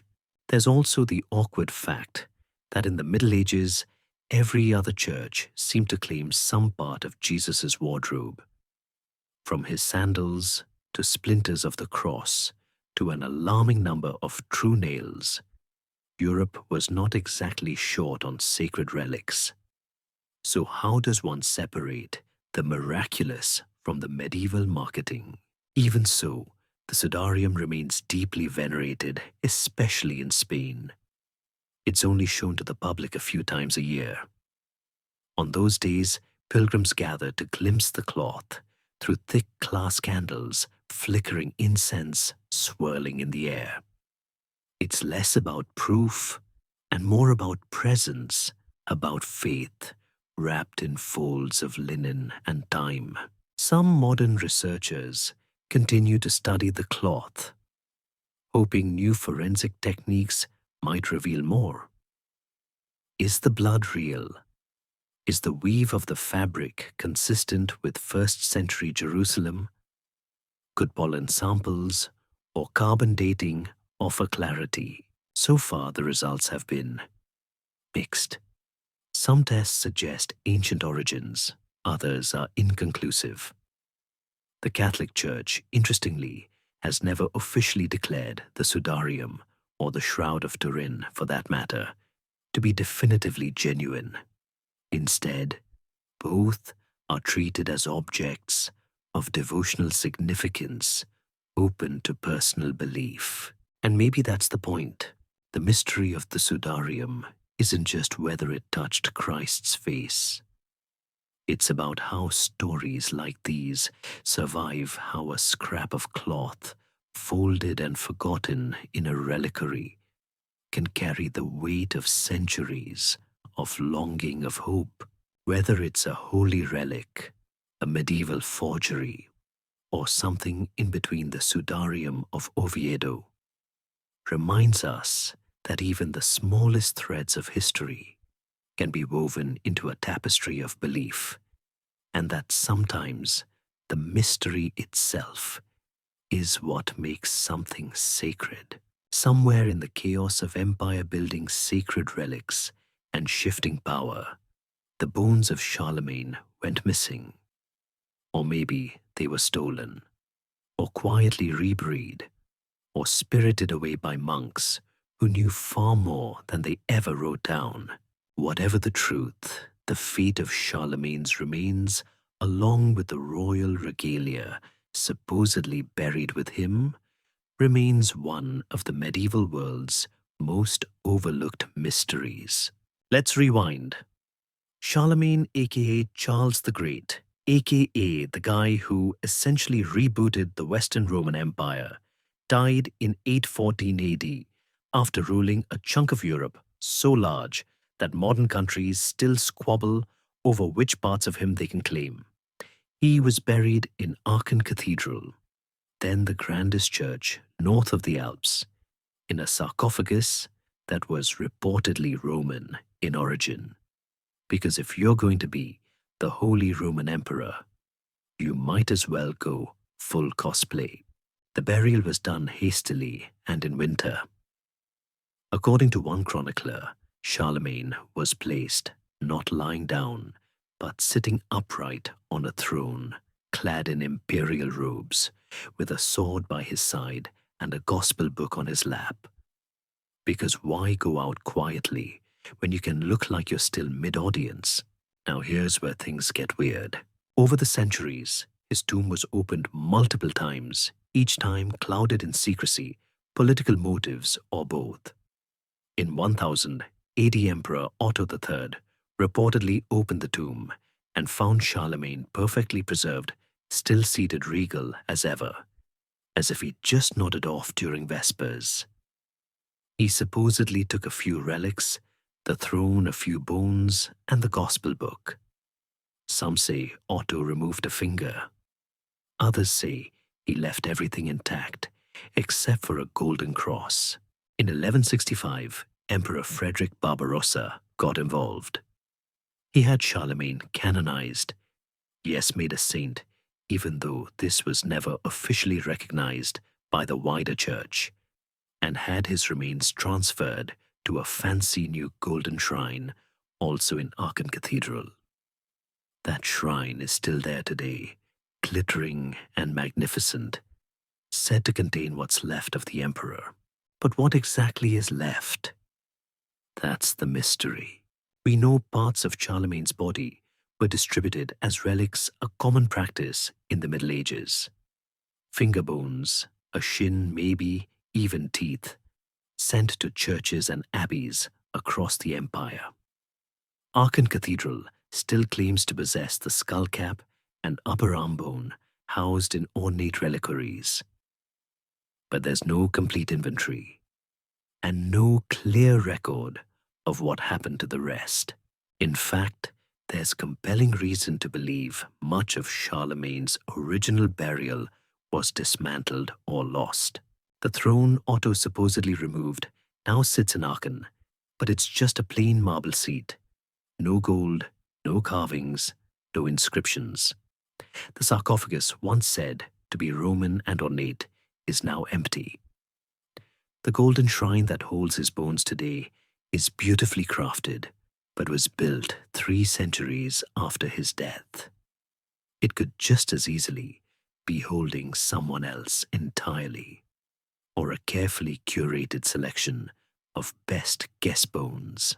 Even the items he was buried with, his sword, his scepter, his imperial regalia, have vanished or been replaced by symbolic versions. Some say the crown currently displayed in Vienna's treasury, known as the imperial crown of the Holy Roman Empire, was Charlemagne's. But others argue it's a later piece made to look ancient for legitimacy's sake. So what happened to the rest of him? That's the golden question. Some believe the remains were scattered during the Protestant Reformation, when relics were often destroyed or hidden by church authorities. Others think Napoleon, who had a serious Charlemagne complex, may have taken or at least attempted to claim some of the relics during his campaigns. And then there are the more romantic theories. One suggests that a secret brotherhood, maybe even the Knights Templar, saw Charlemagne's legacy as too important to be left vulnerable and quietly spirited away his true relics for safekeeping. The trail, of course, goes cold. Modern science could help. In the 1980s, researchers were allowed to open the shrine in Aachen and examine the bones. They found remains consistent with a man over 6 feet tall, impressive for the time, and roughly 65 years old. That lines up with Charlemagne's reported height and age at death, but still, not all the bones were there. And without DNA from a known relative, it's impossible to confirm identity, which leaves us with a curious contradiction. One of the most important rulers in European history, the man who united kingdoms, revived classical learning, and inspired an entire empire, is now a fragmented mystery. Bits and pieces, a shrine without a guarantee, a ghost in golden robes. And maybe that's fitting. Charlemagne was never a man who fit into easy definitions. He was a warrior and a scholar, a devout Christian who waged brutal wars, a king crowned emperor by surprise on Christmas Day. His legacy is sprawling, contradictory, and stitched together by myth as much as fact. So why should his burial be any different? In the grand annals of bizarre medieval events, and this list is long, as you've no doubt, notice few stories are quite as strange, unsettling, and oddly specific as the tale of the nun who gave birth to a basilisk. Yes, you read that correctly. A nun, a monster, and a moment that surely left a scribe somewhere wondering if he'd had a bit too much mead with his ink. The story appears in scattered accounts from late medieval Europe, with the most infamous versions surfacing in Germany and Poland sometime in the 14th and 15th centuries. And while no one can quite agree on the exact location or the precise timeline, the essentials go Something like this: a cloistered nun, chaste, devout, and supposedly far removed from the temptations of the world, began to exhibit strange symptoms. Not the usual fainting spells or visions of saints that might bring her fame or a papal inquiry. No, this was different. She began to swell. Her skin grew pale. Whispers spread among the other sisters. Eventually, she gave birth not to a child, but to a creature, small, reptilian, and terrifying. Some described it as having a rooster's head, a serpent's body, and eyes that could kill with a glance. It was, they said, a basilisk. Now, in case your medieval monster index is a bit rusty, the basilisk was one of the most feared creatures in European folklore. Often called the king of serpents, it was said to be born from a rooster's egg, incubated by a toad or snake. It could slay with a look, poison water with a breath, and turn even the bravest knight into a pile of regrets. So to have one born inside a convent, that's not just scandal. That's apocalypse within stained glass walls level scandal. According to the tale, the creature was immediately destroyed, or depending on the version, it escaped into the tunnels beneath the convent, never to be seen again. The nun either died from shame, went mad, or disappeared. The convent was eventually sealed, and its location lost to time, which is historical shorthand, for we don't know what happened, but the vibes were bad. So what are we actually dealing with here? Let's start with the most grounded interpretation, a metaphor. Many scholars argue that this story was less a literal account and more a symbolic warning. The basilisk birth may have represented the dangers of suppressed sexuality, or served as an exaggerated cautionary tale about what happens when sin festers inside sacred walls. It could also be a good old-fashioned piece of anti-clerical propaganda, popular during periods of religious reform and rising skepticism about monastic life. But what if it wasn't metaphor? What if someone believed this really happened? In that case, there are other possibilities. One is that the nun in question suffered from a rare medical condition, perhaps a tumor, a teratoma, a kind of growth that can contain tissue like hair or bone, or even a miscarriage involving severe deformities. In a world without modern medicine or anatomical understanding, something tragically natural could have been interpreted as supernatural horror, or perhaps, more troublingly, this was a case of deliberate vilification. In times of religious conflict or political tension, convents were easy targets. Stories of corrupted nuns were common, and monstrous births were a dramatic way to discredit an entire religious institution. It wouldn't be the first time gossip and fear were weaponized. Still, why a basilisk? Because the basilisk wasn't just scary, it was loaded with symbolism. It represented unnatural creation, forbidden knowledge, and uncontrollable power. Having one born from a nun, a woman bound to chastity and silence, was the ultimate narrative shockwave. It turned holiness into horror, sanctity into secrecy. And the tale stuck. It reappeared in regional folklore for centuries. Some variations claimed the basilisk was born after the nun swallowed a lizard by accident. Others said she had been cursed by a spurned lover. In some versions, a knight ventures into the catacombs to slay the beast and finds instead a nest of stone-eyed hatchlings. None of it's consistent. All of it is deliciously strange. Today, the tale of the basilisk-born nun survives mostly in obscure folklore compendiums and footnotes in monster encyclopedias. But it's worth pausing on what makes it linger. It's the ultimate contradiction, a place of purity, becoming a birthplace of terror, a symbol of life twisted into death, a myth born from the tangled roots of faith, fear, and fascination. And whether it was a cautionary fable, a smear campaign, or just the medieval version of a viral urban legend, one thing's certain, it left an impression, just enough to make you glance twice at that next monastery you pass and wonder what's sealed beneath the floor. Somewhere in the misty passes of the Alps, where craggy peaks tear at the sky and clouds roll like waves over pine-lined slopes, there once stood a castle. Not just any castle, this one, according to chroniclers, was massive, heavily fortified, and a marvel of medieval engineering.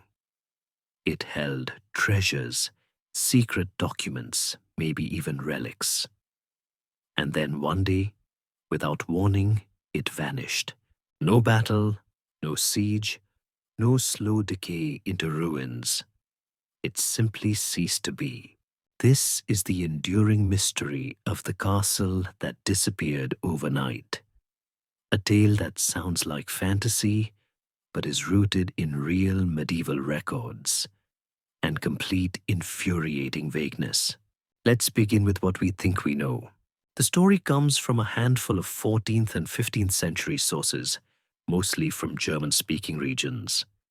They describe a great fortress called variously Schloss Velen, Castello dei Neri, or Burg der Schatten, Castle of Shadows, just to set the mood.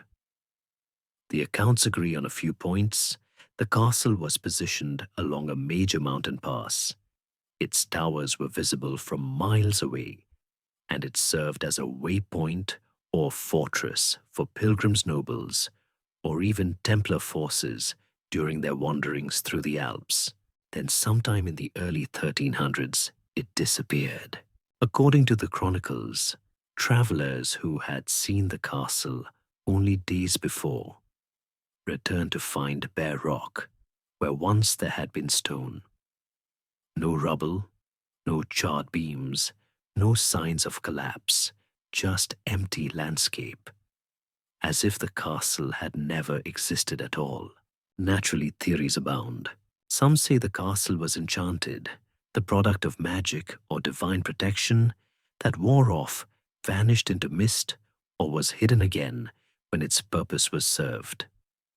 Others propose it was a mirage, the result of some geological oddity or atmospheric phenomenon. Could sunlight and mist have created a projected illusion of battlements where none existed? A more grounded possibility is that the castle was part of a secret order, perhaps linked to the Knights Templar or another fringe group. In this version, the castle wasn't so much destroyed as deliberately erased. Stone dismantled, records burned, roads rerouted, witnesses silenced or dismissed as lunatics. After all, the Alps were filled with hidden valleys, outlaw fortresses, and hermitages that often slipped entirely out of history's reach. But here's where it gets even more interesting. Archaeologists and historians have tried to match the accounts with existing ruins. Some point to Château de Miolans or Fort de Tournou, both remote alpine fortifications with gaps in their early histories. Others think it may have been a temporary wooden fortress, dismantled for military or political reasons, and later mythologized by locals. And then there's the idea that it was never a literal castle at all, but a symbol, a metaphorical edifice representing lost knowledge, secret power, or the transience of empire. Something that rose, served its mystical purpose, and vanished before human ambition could corrupt it. But honestly, the sheer absence of evidence is part of the puzzle. No foundational stones, no names of lords or barons associated with it. No heraldic symbols passed down.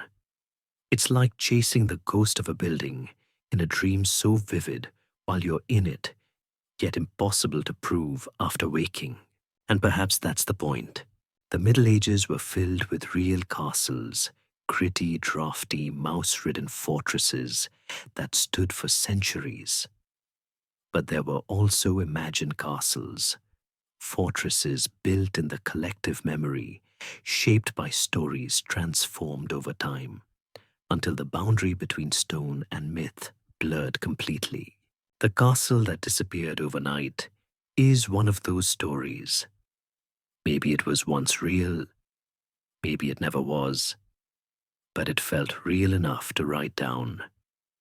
And once written, it lived on tucked in the back pages of chronicles, whispered by travelers crossing lonely ridges, and now told again here.